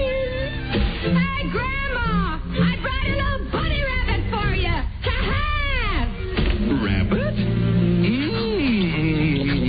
Hey, Grandma, you almost forgot. Grandma, what big eyes you got? Yeah, I know. All right. Big eyes. Yeah, I know. Come on. Hey, Grandma, that's an awfully big nose for you. Go ahead. Okay, yeah. Sure. I know. Thanks a lot. Goodbye. The Don and Mike Show. You can call Don and Mike anytime from anywhere in America. 877-365-3636. They're ready to believe you. Oh, what a hoot and so totally refreshing. Filling your radio with their intoxicating aroma. Don Geronimo and Michael Mara. All right, now the guy who we just called, to be nice, we just called the guy with his wife sent us a letter. The guy's on the phone right now. All right. His name is Richard. Richard, don't hide from your feelings. Just make sure it's him for a second. Hello, Don. Hello, Don and Mike Show. Hey, Don, how you doing? Is this the guy we just called? Yes, sir, it is. Great. Hold on a moment, please. Rob, would you pass along our best wishes to him? He's on line 3. Hi, Richard. Hi, this is Rob, and I work with Don and Mike, and they would like to send along their warmest regards. I'm sorry? Tell him that we're going to send him a certificate for a free icy sloppy at Yanket. What it is you will get a gift certificate good for a free icy sloppy at your participating Yanket dealer. Yanket showroom. Yanket food store. Food store. That's what we decided during the break. Yeah. I will pass it along if they have some time. Don and Mike's Yanket food store. That's right. You can put him back on hold for a second. We can talk to him for a second. I understand. Boy, he's a chatterbox, isn't he? They're very busy. Hold on, okay? What's he got to say, Robbie? He's a big fan. Oh, okay. And he talks and talks. He talks and talks. Here he is now. Hi, Richard. Hey, how you doing, Don? We're doing very well. What's your favorite? So hold on. All right. What's your favorite food store? My favorite food store would be, in this case, Safeway. No. You're in a hole now. Hold on, please. Wrong answer. Jeez. All right, Rob. Christ. Pick it up again. And you try to get something off the ground. You try to get in people's consciousness. And Try to do something nice for people. You blew it, Dick. Should have said Yanket. Yanket food stores. You blew it, Dick. All right, I'm going to put you on hold, but I'll doubt they'll come to you again because they're harboring a grudge. No, you just hold on. They're very busy. Remember, what's the name of the store? Yanket. Yanket. He'll be quizzed more. Yanket food store. Hold on. All right, but you're right. We won't go back to him right away. But when we go back to him, I'm going to ask him what's America's favorite snack treat. Hello, he won't get that. Oh, no. Well, he better. Don and Mike. Hello. Hello. It's a different guy now. Hi, Don and Mike show. Yeah, Don and Mike. What's America's favorite snack treat? Yanket. Wrong. This is a different guy, though. Okay, that's where you get it. Hello. Hey, Don and Mike, this is Rob from Hutchinson. Yes, hi there. Hey, Buzz. Hi, how you doing? Hi, good. Hi. Big fan. Hutchinson, we're on the western suburb of Yoder. Well, Buzz, what the hell's he talking about? Because he's talking to you. Hutchinson is a town not far from Wichita. On the other side of Yoder, I feel like I'm watching a Star Wars episode 3. No, Yoder, not Yoda. You're watching the New York version. Hey, store, I will visit. Hey, Yoder. Hey, Yoder, come here. People in Hutchinson have to drive to Wichita to get to a Yanket store. Very good. I got to put you in play. Hold on just a moment. You're too valuable a caller to just be on just by yourself. Hello, Don and Mike show. Hello. Yeah, I'm calling from Toronto. And I just wanted to know if you're going to have any Yankee stores in Canada. Can you hold on, please? We'll come back to you. That's a guy from Canada. Right. Hello, Don and Mike Show. Hey, how are you today? And listen, don't forget, for you guys in Canada and wherever the weather is conducive to this, Yankee now sells fresh bait. Fresh bait at participating Yankee food stores. Hello. Hello. And in Canada, don't forget the duty-free Yankets. Yes, duty-free Yankets. You can get, if you have the time, you go over the line and you get your Yankee batteries free. So practically. You're on the air. What can we do for you? You, sir. Oh, right there. I know a family that actually drives all the way from Rochester over the Canadian border, comes back with maybe 10, 11 cases of Yankee pepper. Don and Mike, hello. Hello. Hi. Hey, I was just wondering if the slogan for the Yankee stores is that's where food comes out. Yes, now we had tried. Every now and then you get a good one. We have tried to keep that under wraps. Yankee. But yes, Yankee. That's where food comes out. What is your name, my friend? Phil. And where are you from? Phil. DC. Phil, okay, Phil, you won the core prize pack and a pizza from Papa John's. Cool. It's from In Demand Pay-Per-View. You can see the core on TV, and also you get the free pizza. So there you go. And thank you for listening. Thank you. Hold on just a second. Now let's go back to the guy who we originally called. That would be Dick. To wish him a happy day because his wife sent us a letter. Dick. Richard? Yes, sir. What is America's favorite, hottest convenience store? Yankee Food Store. Yes, that's very good. Brilliant. You've learned your lesson. Yes, sir. Thank you. I have a follow-up if you're interested. He won't get it, Mike. What's America's favorite snack product? Yankee batteries. No. Fool. Not Yankee batteries. And don't forget, when you're at your participating Don and Mike Yankee and you're waiting for your instant... Yankee food store, come on. Okay, the food store, and you're there for your Impossible contest tickets. Don't forget to buy a Yankee Shamrock to support retarded radio people. They're very good. What you do is you go into the store and then you think of the person who's working in radio who's retarded. Right. For instance, when I was in Yankee today, I had some spare change and I put it in the thing and the guy had the Shamrock and he said, "Which retarded radio person do you want?" And I said, Cameron Gray. And then he immediately took your money, your $2, put it right up there. Put it up on the wall with all the other Shamrocks. It's right up there. So that's the Yankee Shamrock. Right next to Rick Dees and Jack Diamond. Part of that money goes straight to Cameron. Right. Thank you. Thank you. No, you're the guy we called. Hold on, please. Yes. Hold on. Very good. We'll get right back to you. We'll take care of that. Where's the guy? Let me find the guy in Kansas that we were talking to. Hutchinson. Buzz's friend. Yes, hello, Don and Mike. It's the guy that lives east. That's the guy that lives east of Gozer. Hello, Yoser. Yoser. Hello. Yeah, Dynamite. Yeah. Hey, I was just listening yesterday about you guys dogging all the football owners and stuff.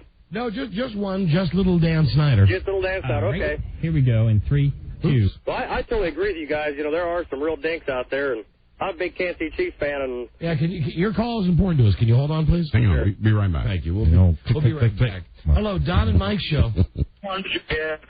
I have some therapy liquid for Buzz. This is a bad sell, but I think it would be a good call if it wasn't a bad sell. I believe it's Jorge. It's Jorge. On a bad sell. Is it you, Jorge? Oh, too bad. He's gone. He was calling near Moss Isley on Tatooine. Don and Mike, hello. Hi. Hi there. I just wanted to guess what America's favorite snack food is. Well, you want to take a crack at it? Go ahead. The Yankee Line 1 wafer? No, it's not.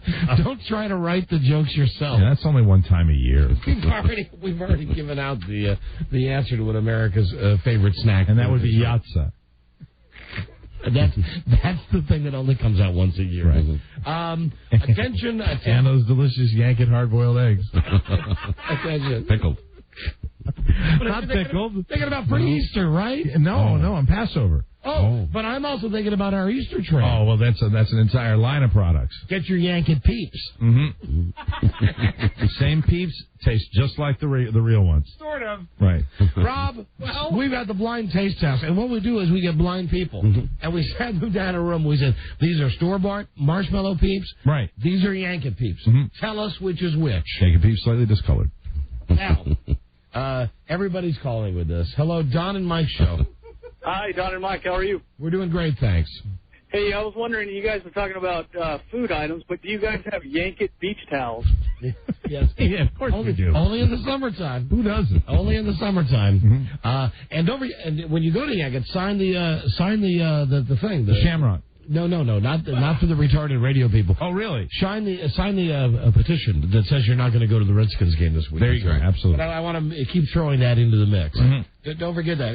And on the way out, don't forget that there will be that tiny little. Actually, it's real size, but it's like a miniature little replica Dan Snyder, but it's real size. It's plastic.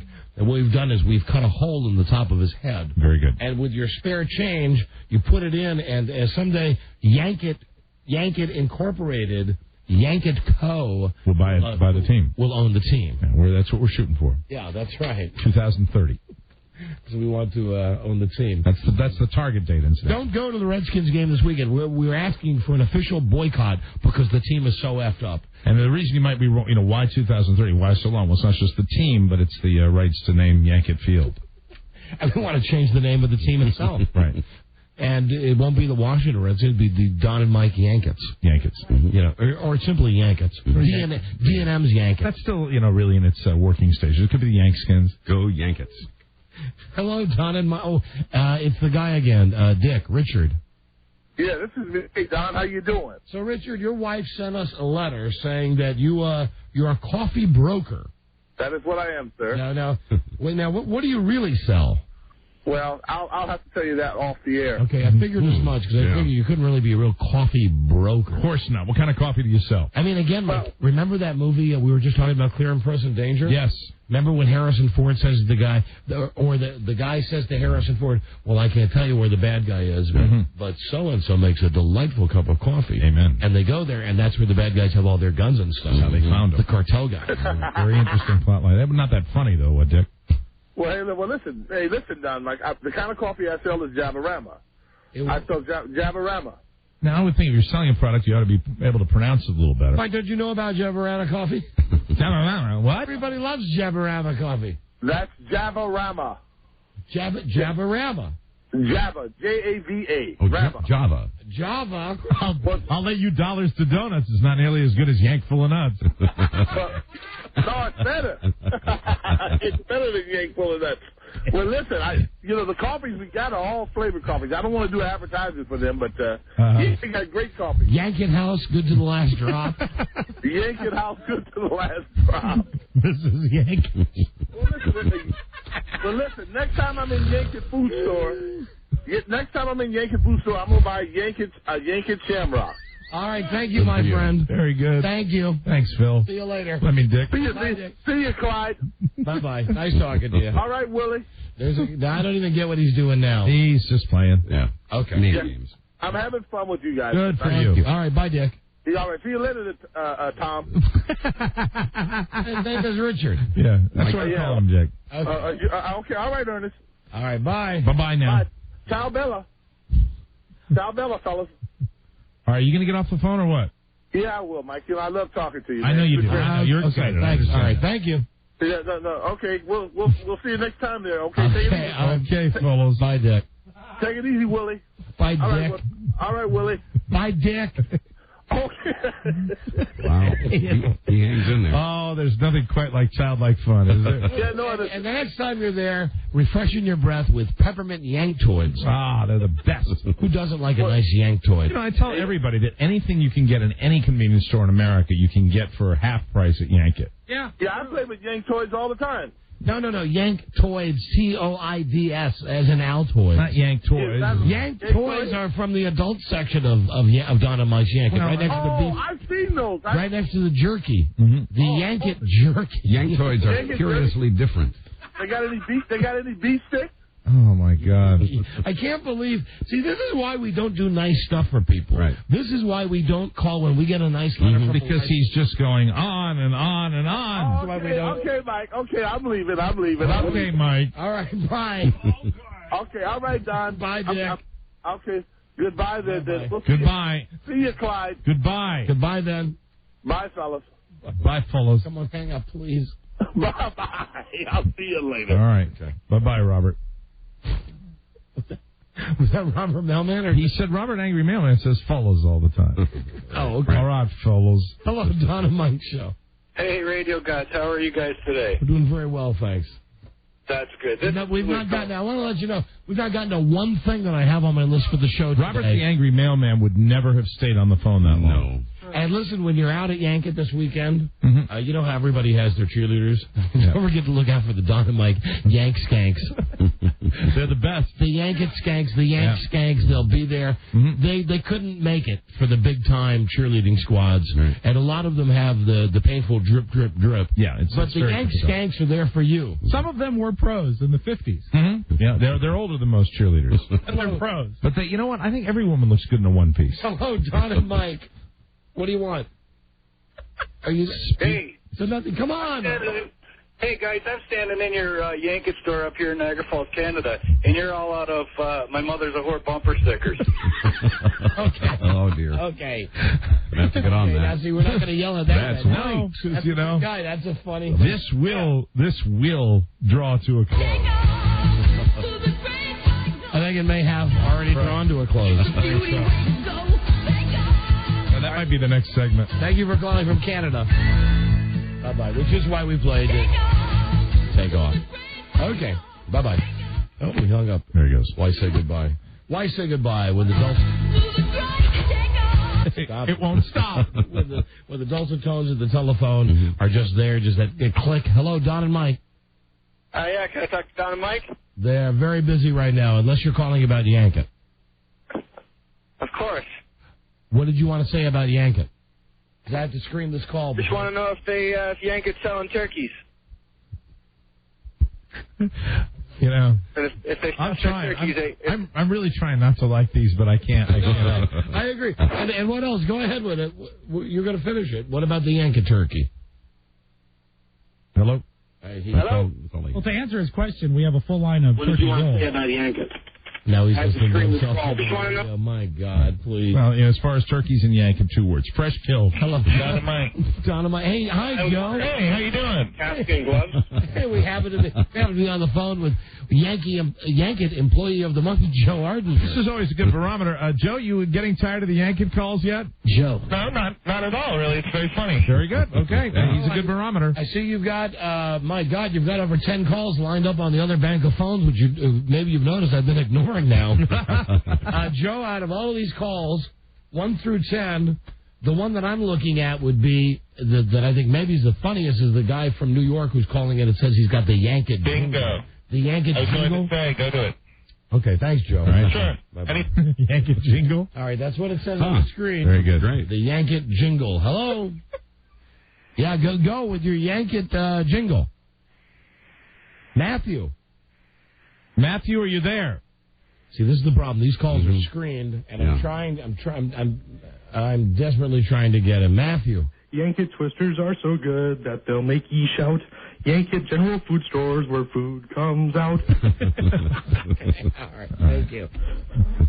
And don't forget, boycott the Redskins game this weekend. I'm serious about it. I like it when you're promoting 2 causes at once. Well, I don't want this whole Yankett thing to get out of control. Well, what you're doing is taking money from someone and putting it somewhere else. Absolutely. So boycott the Redskins because we don't like Snyder. We don't like what he's doing. Now, man, we're gonna miss this MILF thing again. We do the MILF game tomorrow. Let me just all this stuff. You know, I don't know why I waste time. I should just be like Mike. I should just come in every day. Whatever happens, happens. Yeah, I didn't think what happened today was any nice thing, though. What's You that? didn't like what happened today. Well, all right. Very briefly, I'll tell you. 'Cause we're up on a break. It was a bizarro world today. Yeah. That normally I get here before Mike.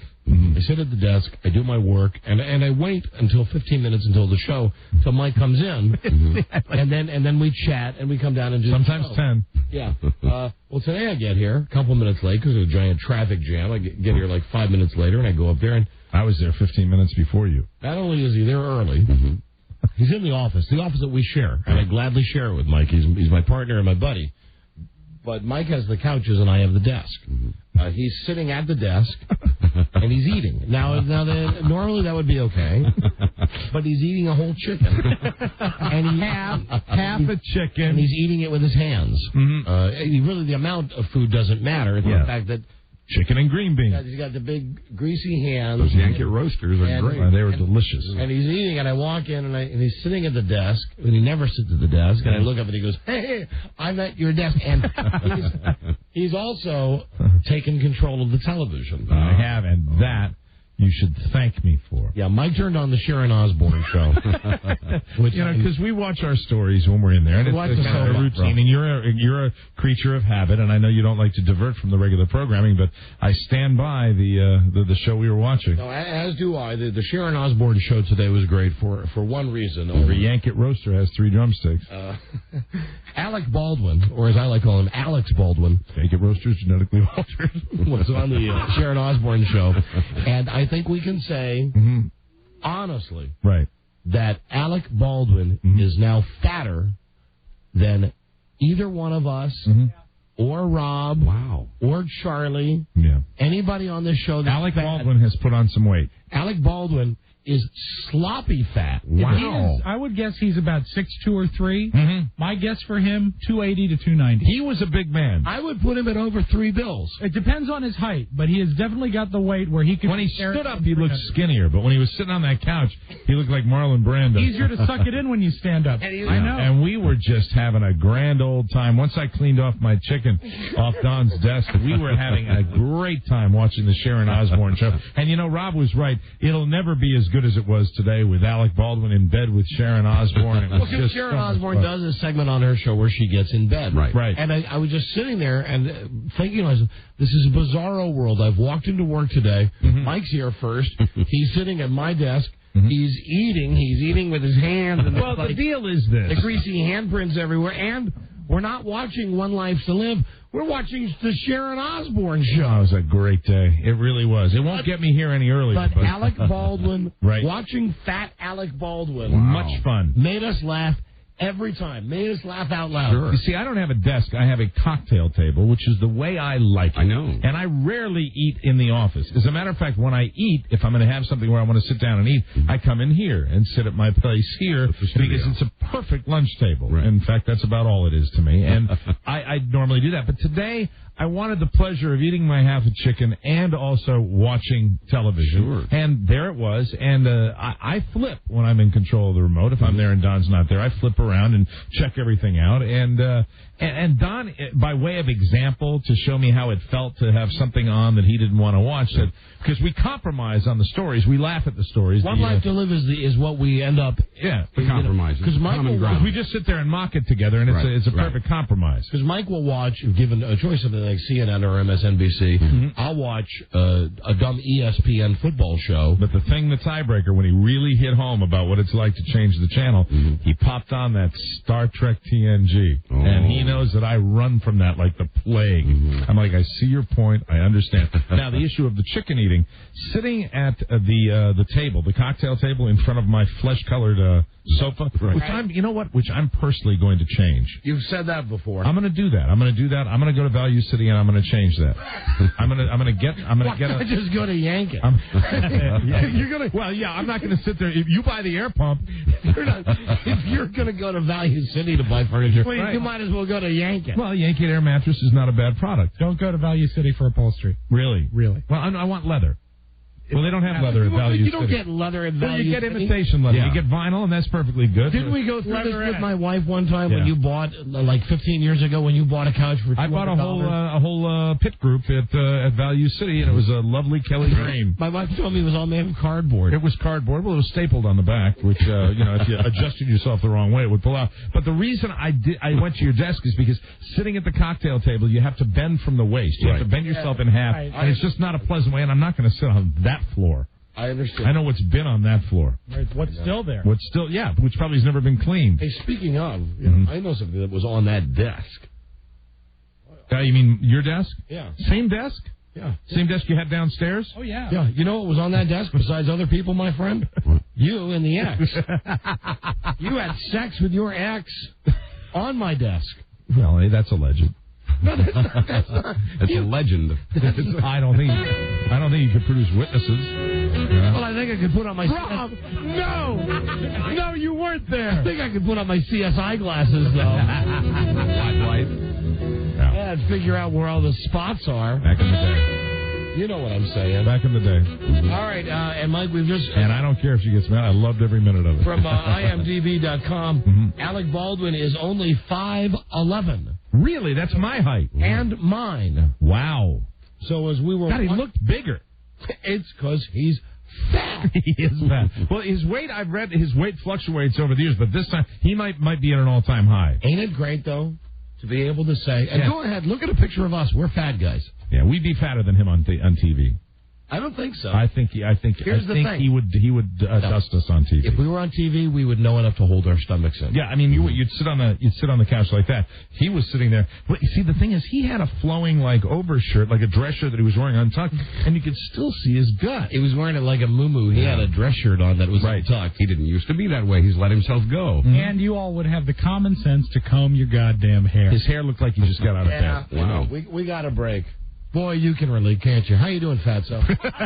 Charlie Broyhill, ladies and gentlemen. I'm doing good, thanks. Our producer just walked in. Charlie, for the record. Yes. How much weight have you gained over the last year? Over the last year, probably 15 pounds. 15 pounds? And he's a small guy, so that's more noticeable. Like 25%. Right. Right. 25%. I gained 15 pounds, and people look at me and say, have you done something to your eyebrows? Viagra. We'll be right back. This is the Don and Mike Show. These pipes are clean.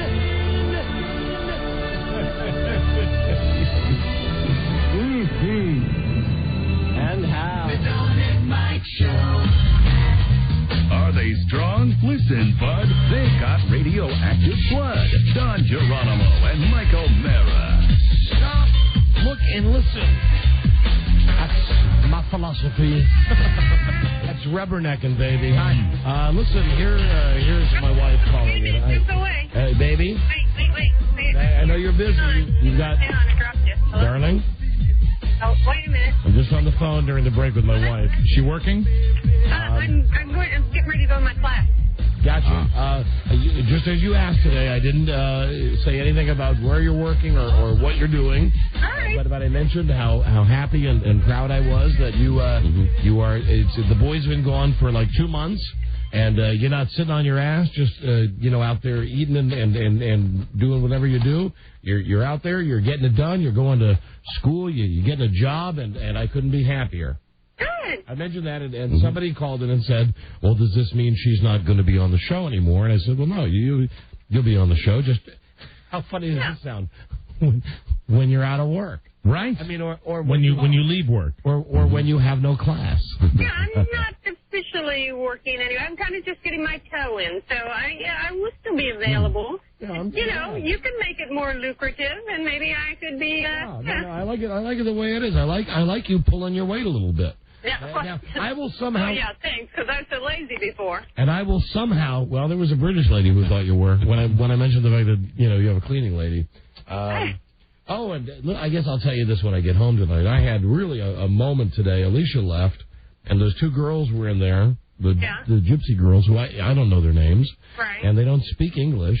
No. And they were in the bathroom, and I had to get cleaned up to go to work, and I kept saying, I need you to leave so I can take a shower. And I pointed to the shower, and she was just standing there with a vacuum hose in her hand, smiling at me. So finally, I turned the shower on, and she still didn't get it. So then I had to take my shirt off before she finally figured out. She ran away. That I wanted to take a shower. All right, baby. I hope they come back next week. And the good news for you, I know you get bored when we go to these games. You don't like going to the games. You read magazines at football games. I like the games. I just don't watch them. I like being with you. We are officially boycotting the Redskins game this weekend, and very seriously, I mean, I'm asking all of the listeners of this show to boycott the game this weekend because Snyder's such a prick. Let's show him. Let's hit him. It's a protest. Let's hit him where it hurts. Let's hit him in his big, fat wallet.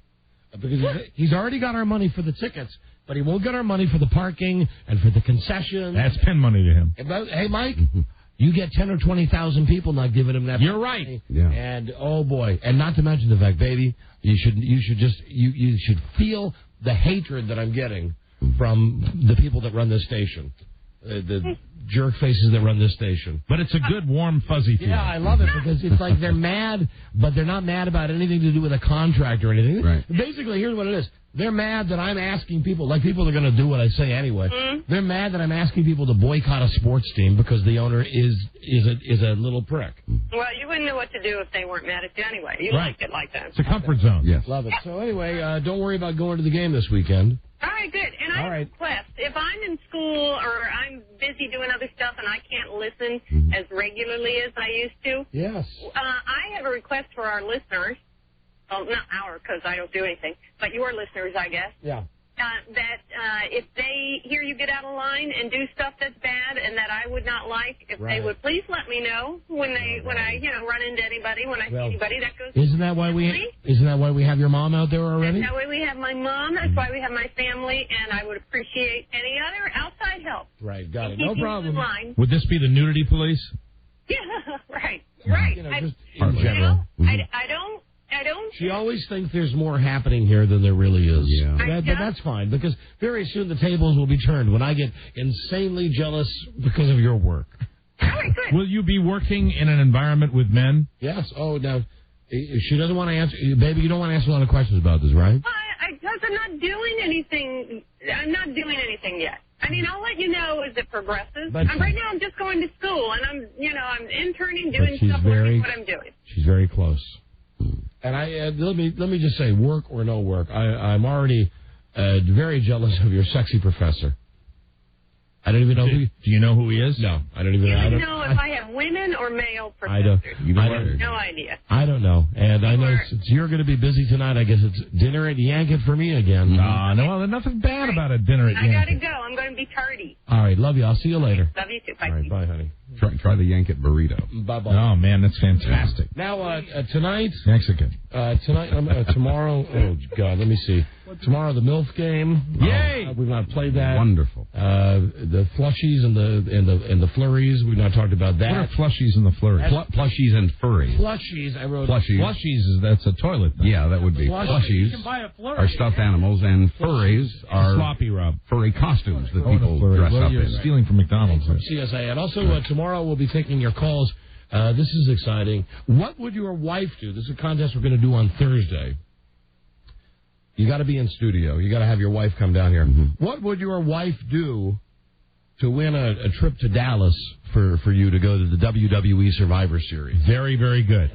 What would your wife do? What would she do on her own, and what would she do if you coerced her into doing it? Yeah, if you've got a good relationship. Are you going to ask for wives to just call in, or do you want husbands calling in for their wives? The husbands call in for their wives. That's always fun because in many cases the husbands are much more creative in that situation. That's tomorrow. Now, tonight, let me say, I know Buzz has the news coming up, and we'll be talking about the Letterman baby. Right. The other bit of showbiz news is that tonight, the John Ritter show, the dead John Ritter, and there's still, ABC is still, even though he's dead, they're milking him. They're milking a dead guy. They got his last interview that he did that they're going to put on 2020 this week. Right. Tonight he'll be replaced by James Garner. Now, James Garner will not be playing the role of father, right? John Ritter. He'll be playing John Ritter's father or father-in-law.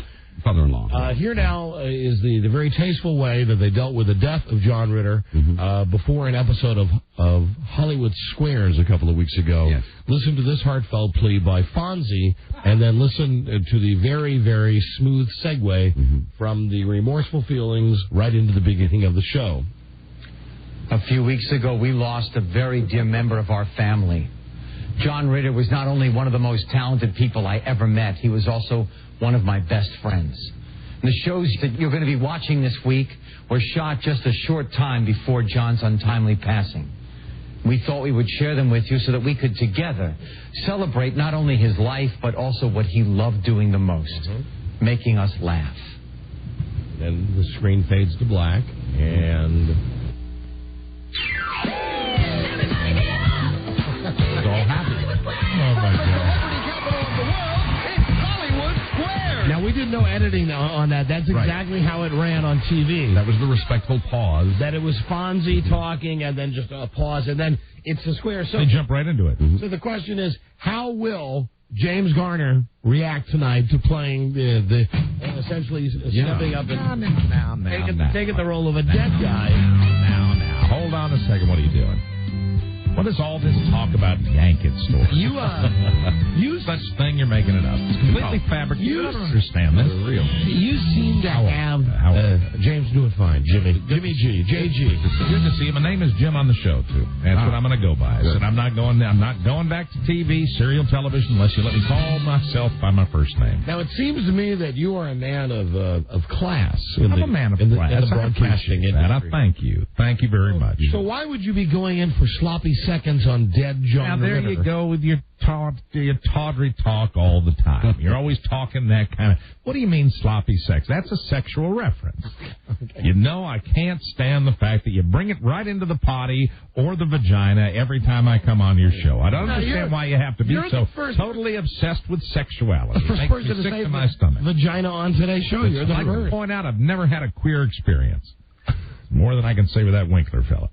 So, wow. When they called you up... I don't need wow from you, Curly. Sorry, Mr. Garner. I don't need any comments from you either. When they call you up... I've read your dossier, too. I know you're pinker than railroad speed. Absolutely, commie.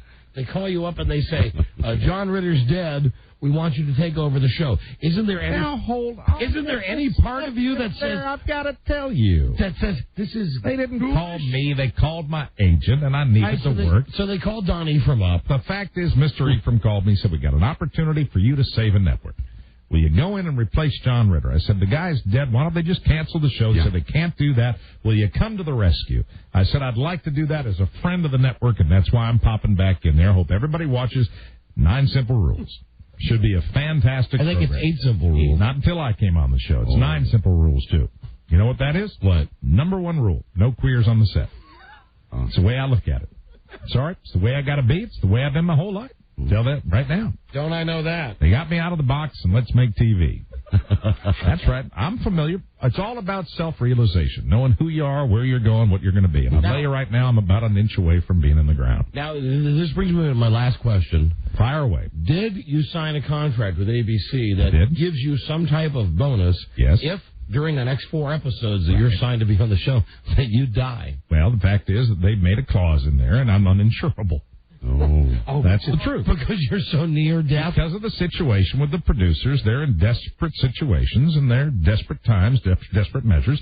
They waived the death clause for me. And the fact that I keel over during one of the tapings, the fact of the matter is the show will go on. They won't have to worry about me, but I am working without a net, which is totally uninsured. Because if they took a look at my CAT scan, I swear to God, they never would have committed before. Well, then the last thing I'll ask you, before we go to Buzz, just want to say, Liberace, Richard Simmons, David Guest, no guest stars on my show. Want to keep it that way. No tribute to Siegfried or Roy either. Your thoughts about the late John Ritter? Mine? Yours. Are you trying to get me to do a Winkler thing? Well, I know that really you don't care about John Ritter, do you? In fact, I never met him. Did you ever watch Three's Company? Didn't care for it. Why? Thought it was a little too kinky. He was queer on that show, wasn't he? Well, he pretended to be queer. I tell you, I didn't care for that one little bit. Hetero, funny, okay. That's the kind of jokes I like. Bring a woman in, she's got big breasts, I'll make jokes all day long. But none of that rubbing up against another fella thing. I'm not comfortable with it, and I don't expect my viewers to be either. So, ladies and gentlemen, this is James Garner. Okay, here we go. Here's the statement. As many of you know, we've lost an American treasure. I'm talking, of course, about the late Bob Hope. But that's not to mention John Ritter in the same sentence, because he's not quite as good. But I'm here to save the show. 9 simple rules for dating my granddaughter. All right, well, I'll tell you right now, look forward to it, saving the show, pulling it out of the abyss. You might have remembered me on several great westerns. I'm looking forward to it. Are you on the Rockford Files? Yeah. No nipple ruining. With Peg Bundy or Susie Plachette. Looking forward to her joining the cast, too. Oh, that is Susie Plachette. Or as we used to call her, the Box. Looking forward to it. I'm just saying that her vagina smelled like an ashtray. Now, that's not called for. You're not qualified to make those kind of comments. You said vagina. I like vaginas. That's what I like. It's all about vaginas. And I heard a whole show on vaginas. Won't bother me a bit. I heard that Suzanne Plachette smells like an ashtray. Doesn't smell like anything at all. She's got a raspy voice. Is that what you're talking about? Yeah. Well, her vagina doesn't talk now, does it? Well, maybe it does. It might actually. Maybe it does. Susie's a good lady. In a world where owning a radio was strictly forbidden, No gag one reflex. man found a way to bring good news to his people. All of me. He made it up. Take all of me. Take me. Buzz, what is your lead story on the news and comments? James, thank you for coming by. Where's my twisty? Hey, what's your favorite food store? Food stores, Yankin food stores, all across the grapefruited plain. I love my Yankin food stores. What's your lead story tonight, Buzz? Today, David Letterman's baby mystery. Oh, so we still don't know? We still don't know. We still don't know. Who cares? I'm just concerned about my favorite Yankin product, which is Yanklax. Stay tuned for news and comment coming up on the Don and Mike Show. And Jimmy? Tastes more like chocolate. Jimmy G, that was very... That's professional, Don. This is the Don and Mike Show. What's the word from Planet Crackpot? The Don and Mike Show. A kind word need not cost much. With half a loaf of bread and an empty cup, I found myself two friends, Don and Mike. Yeah, time for Buzz's News now. Buzz brought to you by Verimax Sexual Pleasures Performance Enhancer. Someone called for a doctor? Doctor developed clinically tested Verimax works. Get it at Rite Aid, GNC, and other select retailers. Try it today. Verimax, 1-888 try VMAX. Well, maybe you're like me and your TiVo Letterman, and I don't watch it normally I let him catch up on the weekend. Yeah, right. Because I think the best part of Letterman is just like Regis and Kelly. The best part is the opening segment. I think the same on our show, and I like a day like today when it's pretty much the whole show has been like that. Yeah. Like that. So what I do generally is get all of these Lettermans, and then on Saturday, I'll watch the parts that I like the viewer mail. I like that when they do that bit. Right. Today I'm watching the Regis show, and Regis says, "Do you believe the Letterman show last night? Paul Schaefer was the host because Dave's girlfriend, Regina, is having the baby." And I thought, well, wow. So I called Rob up, and I called Buzz up. I didn't call you not out of... Right. No malice. I know you don't give an ass. That was thoughtful. And the other guys, this is one thing that they do give an ass about. Right, right. And it was at this point, at 9 o'clock this morning, so I go to the TiVo, and I watched the Letterman show from last night. Any reference to it at all? Oh, yeah. Paul came out right away. Paul Schaefer came out and said, "Hey, I'm here because it's nutty. Dave's having the baby, right? He's this cat that's having a baby, babe." And unlike when Letterman had shingles or herpes, whatever it is that he had before, and he had all those guest hosts, remember how one of the complaints was that they never gave the guest host any bits to do? Right. Did they give Paul some bits? They gave Paul... They gave him the thing with the quiz, right? Would they film people? A, B, or C. They give him the top 10 list. Yeah, and they give him a funny top 10 list. Top 10 things I can say now that Letterman's not here. Number one, I prefer Leno. and number 3, Indy would never hear that on a Leno show. Number 3 was I wish somebody would have told Dave that this list got effing old in 1996. Except he says F. Right. That's good. And they beep it out. So now, I know this is your lead story, Buzz. Right. Have the Lettermans had a baby yet? We don't know. I would think that they would have by now, but labor can last a very long time. She apparently went into labor last night. David Letterman might be a father by now. We just don't know. Last we heard in an update this morning was that Dave's significant other, Regina Lasco, was in labor. But we knew that last night, as Don said, when bandleader Paul Schaefer hosted The Late Show. No word on where the baby's being born, but the best guess is in Connecticut, where Dave and Regina live. Nobody knows. No. Regina. Right. They've been an item for 20 years, ever since Dave met her back at NBC, where she was a talent booker for Saturday Night Live. And how about that? So he didn't marry her before she squeezed out the baby. No. But do we know that even? We actually don't know that for a fact. There were rumors a couple of weeks ago that they'd sneaked away and gotten married, but even that hasn't been confirmed. Baby bastard Letterman. He's a very secretive man. Yeah. Last month, Dave told his audience this about the soon-to-arrive baby: "I'm scared silly." And that's probably true. Yeah, he probably is. He's 56. Well, we'll find out. I've got to say that it's good timing because they're in the rating sweeps. Right? Now. Yeah. What are you laughing about? I'm laughing that when I'm 56, my son will be 24. Yeah. I mean, he's pretty. He doesn't seem 56. No, he doesn't. Not at all. When I am 56, my son will be 29. When I'm 56, I'll still be barren. That was last week, wasn't it? When I'm 56, I can't add. And when I'm 56, I still won't be able to add. But we'll both be working behind the counter to yank it. Yeah, we will. See you there. Yeah, we'll have part ownership. I was hoping I could be the greeter. Yeah, of course. A Yankee greeter. Welcome to Yankee. How you doing? How doing? How you doing today? Take a knee. And boycott the Redskins game this weekend. I am serious as a heart attack about it. There's no better way. If you're just getting in your car right now, you didn't have to sit through the lecture earlier in the show, but there is no better way to let this prick Snyder know that we're tired of the way he's running the team. We're charging out the ass for everything, for tickets, for parking, for food, and the team stinks, and he won't let the guys do their jobs. So don't go to the game this weekend. There you go. Let's see how many empty seats the Don and Mike show can generate this weekend for the Redskins versus the Seahawks. A lot of people share that frustration. Let's face it, they're going to lose anyway. You know they're going to lose, and I don't mean any disrespect to the team or the coaches. They're going to lose because they've got Jimmy Neutron effing things up. I'm trying to think of another. Take a knee. Yeah, right. Thank you, Coach Spurrier. CBS. So don't go to the game this weekend. Right. And let's see how many empty seats that the Don and Mike show can push on Snyder. Yeah. Let's do it. CBS was excited about the mini-series it had acquired for the important November rating sweep, but now CBS has no mini-series for us. The Reagans, which conservatives threatened to boycott, will now air on the pay cable channel known as Showtime. See, now this is just like the problem we're having. Will they put all the F words back in it? I don't think so. I think they're still re-editing it. Effing Nancy. This is just like the problem we're having with Sponge Dan Short Pants. The problem is, on a local level here, they're afraid of this guy. They're afraid of this guy. On a bigger level, our company, our parent company, CBS, as far as I can tell, the only person that's actually seen any of this actual Reagan thing are TV critics and schmucks like Bill O'Reilly who get a copy of it.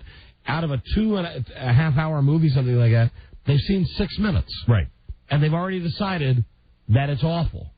That it makes him look like an idiot. Here are a couple of the straws that I think. But the good news is now James Brolin can do frontal nudity. Yeah, I don't think they're gonna do that. Maybe they will, but I understand they're still re-editing it to try to make it more balanced. Put it on right after Queer as Folk. But the straws that broke the network's back, I think, in this case, were the fact that there was a statement issued by Nancy Reagan, who said it was tasteless to release such a movie at this time, considering that he's still alive, Reagan's health. Right. So it's okay. Once he dies, it's okay to put on the movie. Well, I don't think she'd like it then either, but she says right now, since he's not well, that would be tasteless. Has she seen it? No, she hasn't seen it either. All right. And the other straw, I think, that broke the network's back is that the Republican National Committee, nothing less than the RNC, was demanding a screening of the movie before it aired. Well, now CBS has just yanked the show. It'll be on Showtime. CBS and Showtime are... But incidentally, yeah. I'm sorry, I have to point this out. Right.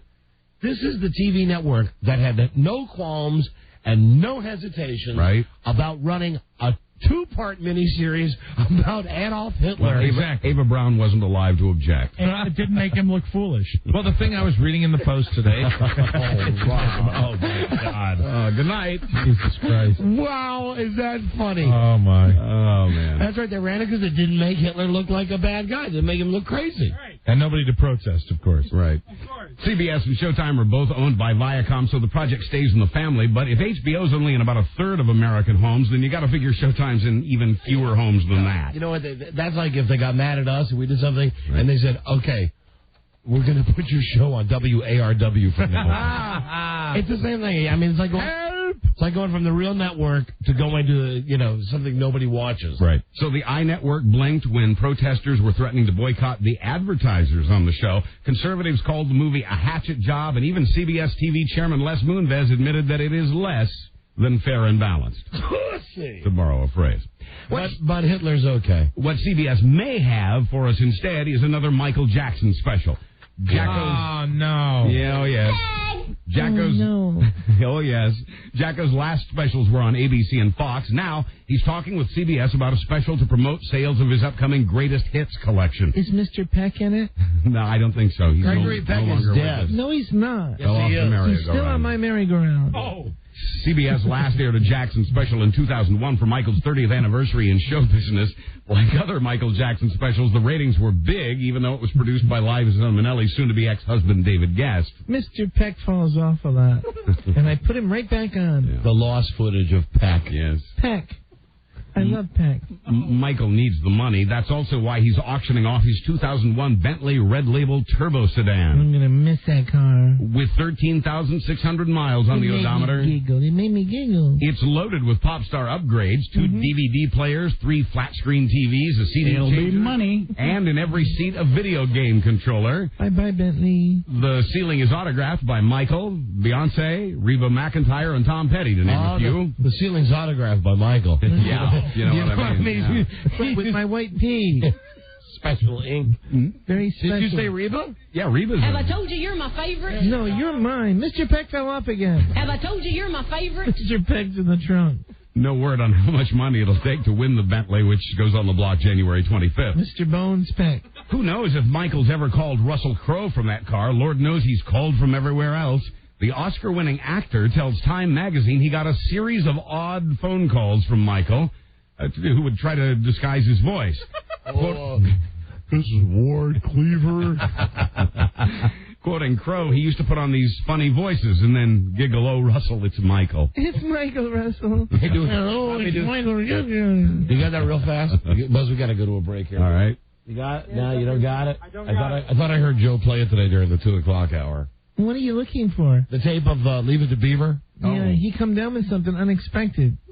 Michael will not be able to attend the party. It's me, Russell. It's me, Russell. We can't find It's me, Russell. Michael Jackson doing I loved Gladiator. Hey, Michael. Yes? Where do you go to get all of your supplies for the upcoming holiday season? I go to Yankit for the Twisty. No better Twisty. And a case of Yanker pepper. Maybe we can find the Beaver tape and play it coming out of the break. Beaver, ew. Hey, right there. We'll be right back, everybody. This is the Don and Mike Show. Gosh, I hate to interrupt. It's all been so incredibly fascinating and entertaining and instructive. Really, the time has just flown by. The Don and Mike Show.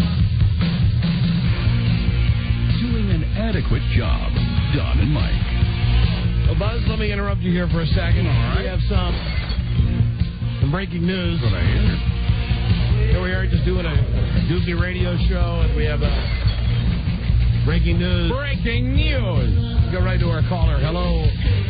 Hey, how you doing? We're doing very well. Who's this? This is Jack. Now, just tell everybody very briefly, we've heard that on Channel 9, the news here in D.C., they had a news story today. That's correct. Okay, let's hear about it. How great is this? After they got talking to ex-Redskin players and, of course, to the owner of Dallas, they mentioned that you, Don Geronimo, was calling for fans not to go to the game this coming Sunday, and your bosses might be upset. And what? And that your what was that? Just a little. Okay, hold on. Just tell us again exactly. I hate it when we get people to try and communicate information and they're not. Can you tell us what we were getting a million calls saying Channel 9 was talking about this like it's a news story. It's great. Yeah. You know what it is now? It is a real news story. Yeah, absolutely. Yep. So anyway, Herzog, who's the... See, here's the thing. This is why it's convoluted. He's the play-by-play guy for the Redskins. Right. He's on the payroll of the Redskins, isn't he? Well, he's on the payroll of WJFK. Yeah, but he's on the payroll of the Redskins. Right. And he's on the payroll of Channel 9. Right. He has many masters. So he goes on TV and he announces, I guess at the end of a slam piece about the Redskins. That's correct. He announces that I've asked for this boycott. Exactly what did he say? Do you remember? He said, he said that Don Geronimo was calling for a boycott of the game this coming Sunday. Did he mention WJFK? No, he just said Don Geronimo. Well, come on, Frank. You got to get the call letters in if you're going to do that. Come on, Frank, help us out. Thank you. Bye. See you later. Perhaps a more credible witness. Hi, Charlie. Hello. Hi. He did mention that it occurred on the Redskins' flagship radio station. There we go. See, we were trying to figure out what his agenda is. We don't know if Frank is trying to stab us in the back, if he's trying to give it to the Redskins a little bit. But either way, it's good news for us because now it's been picked up by somebody as real news. That's right. So don't go to the game this weekend. Remember, it's a boycott. Right. It's a boycott. Don't go to the game this weekend. We'll see what happens. We'll let you know. This weekend. That is real news. That's great. Yeah, it is. Weekend. But it's not in Israel, Buzz. I know you said it is real news. Yeah. Hello, Don and Mike. Everybody's calling about it, but everybody's dropping off. Don and Mike, hello. Hi, guys. Hey. Hey. Here we go. Here we go. Here we go. Here's an executive from the state. Media consultant, Tom Gavin. How you guys doing today? Hi, Tom. Hey, Don. Hey, Mike. Hi, Tom. Hey, Tom. Where's Charlie? Hey, Tom, how do you spell boycott? B-O-Y. Yeah. C-A-R-K. Boycott. Thanks. Perfect. Thanks, Tom. Hi, Buzz. Hi, Don and Mike.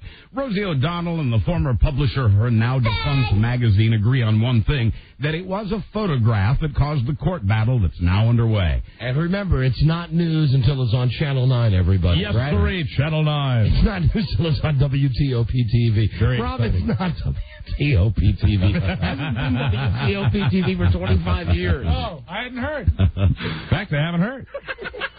The publisher is suing Rosie for $100 million, accusing her of walking out on the magazine. Rosie's countersuing for $125 million, saying she was squeezed out. How could you... Listen, here's Rosie O'Donnell being squeezed out. Listen to that. She's squeezing as we speak.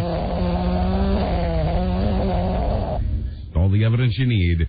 The photograph is of Rosie with her arms around two of the female stars from The Sopranos. The editor testified this week that Rosie objected to the picture, saying, "As a lesbian, I'm uncomfortable being on a magazine cover holding another woman."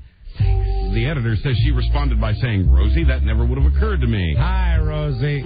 O'Donnell says the editor is lying. She says she never said any such thing. The case continued today in New York. Very scary. You know, if you want to talk about funny daytime talk lesbians, well, there's not a lot of them, but Ellen DeGenitals... That's Sharon Osbourne. Oh, she's not a lesbian. No. Ellen DeGenitals has a show that is, if you like her... And I do. She's gotten better and better. I do. I think she's funny. She is. It's not a bad show. She is really fantastically funny. On the occasions I've watched it, and, you know, she dresses like a dyke. I mean, there's no way to put it. She wears earth tones. She wears what would appear to be like... sensible pants. Leisure suits. Right. With high-top Chuck Taylors. Right. So she's obviously wearing what she wants. And it makes me laugh out loud the occasional I've seen her show when she's reading mail, email that people have sent in. Ellen is a very pretty girl, but how come she never wears a dress? And she reads that. She reads that. Now, she's a lesbian. She's a carpet muncher. That's fine. She's letting us know it, right. But she's not like Rosie O'Donnell, like, you know, beating us over the head with it. Exactly. Once it finally came out. And unlike Rosie, she can joke about it. Here is Charles Broyhill. Completely unrelated. On line one is somebody who can tell you exactly what Frank said. Oh, good. Okay, hello. She was sitting next to him. And this would be Gervier? Yes. Gervier. Hi, Gervier. Welcome. Hey, guys. Hi, what are y'all doing? Here's the anchor lady for Channel 9, Gervier Dinzo. I am. How are you? How are you? We're doing very well. Great. I'm doing great. I just left the station, and I am driving to go grab a bite to eat. I turned on the radio, and you guys are talking about what Frank said, and I thought, I got to call him. Yeah, we were just curious about any hidden agenda or something. He's not trying to torpedo us, is he? No, what did he say? You know, we love you guys. No, he was, you know, he has really been tough on the Redskins. Good, he should be. They stink. Yeah, he could be. They do stink. They stink. Good for you for that. And listen, isn't that Snyder just a prick? Say it again? Say again. How was that? So anyway, Frank just mentioned the fact, I'm organizing a boycott. Is that what he said? That's exactly what he said. He said, by the way, at the flagship radio station for the Redskins, WJFK, which he did mention in the call letters, right. He said Don Geronimo is calling for a boycott. He said, wonder what the owners think about that. Okay. Good. All right. Well, thank you. Very very tongue-in-cheek, but we love you guys. Oh, thank you, Gervier. Tell Frank we said thanks for the plug, and, it's just too bad you're not looking a little better on TV. If you get what, if you understand what I'm saying, okay? I hear you. Yeah. If you get what I'm You're a very beautiful woman, Gervier. You're lovely. And you're very married, right? No. Married? No, she's not. Oh, that's right. You're not married. She was on the show. I'm married. No, she is married. But I thought you were unhappily married. No, I didn't say unhappily married. I just said I'm married. He's not here all the time. He's not here. He's back and forth between other places. That was it. And that's the fantasy that I'm feeding on. Unfortunately. Gotcha. Matter of fact, I'm driving his big A pickup truck right now. Oh, he's a rugged man. Do we have to keep talking about Mr. Dinza? We'd rather. And if there would just be any way on the nights that I'm watching CBS, like last night, I'm watching CSI. Mm-hmm. Yeah. And they come on at 10:30. Could we get that troll Topper shut off television? Oh, God. Topper likes the show. No, I like Topper, too. He's the weatherman. Yeah. But if we could just get him off that 10:30 thing where you just come on and say, well, it's going to be a sunny day tomorrow. I'd like to see your beautiful face. Yeah. Instead of his... You guys are good for my ego. And Top Dog's great, Fantastic. And can you maybe wink at the camera once and we'll know you're winking at us? Or it'll be between just us, okay? All right, very good. Thanks, Gervier. All right, see you guys later. Have a great night. You can watch it tonight on WDVM television. Bye. Bye-bye. Bye-bye. There. Wow. She's good people. Good friend of the show and the anchor for Channel 9. Sexy lady. She is. Very professional. Probably profiled when she goes to the airport. Now that I think about it, she's got that. She's a weird mix of. I think she's Indian. Cultures. I think Gervier Dinza. I think that's an Indian name. Mm-hmm. Well, it works. You know, I've not noticed though. I've noticed during the noon news on Channel 9, they're making J.C. Hayward stand up now. Wow. Stand up and be counted. I think that's a good idea. Yeah. I'd like to see Gervier Dinza standing up. I would too. Yeah. We can only hope. Oh, we got to wrap this up, Buzz. I'm sorry. We had newsmakers call. We had Tom Gavin calling in, then we had the lady from Channel 9 calling in. But it was fun. Finally, the recent California governor's race is being turned into an adult video. Oh. Porn star Mary Carey, who was one of the 135 candidates in the race, she was a whore, will co-star with two men. One of the men will play candidate Ernie Gropinator. The other will play candidate Spooge Crustamonte. Yeah! Quoting the producer, our attorney told us to use different names, but I guess it's pretty obvious. Hello. It's a kick-ass production. That's the name of the porn factory cranking out the video. Oh, I got you. I'm Buzz Burbank on the Don and Mike Show. Thank you, Buzz. No! That's it. We got to go. Well, I don't know about you, Mike. I'm going to stop at... Yank it on the way home and get myself a Yank it. Twisty. A wiener. Or a sloppy. I'm going to get the foot-long wiener. Or a yank dog. With a special Dynamite Yank It sauce. Wash it down with a sloppy. And then go home and get ready making all the signs. Yes, absolutely. You'll say, and they'll be better than those campaign signs that are Attica. That's it. We'll see you tomorrow with a new episode. Good day to you, sir. Good day to you, sir. Good day to you, Good day to you, sir. You, Miami friend. J.C. Hayward makes me stand up. BM. Eater Dan Snyder. Till we meet again, this is Sammy Davis Jr. saying, be kind, be nice, and I hope the next performer has the pleasure of having as nice an audience as you've been tonight. And let me leave you swinging.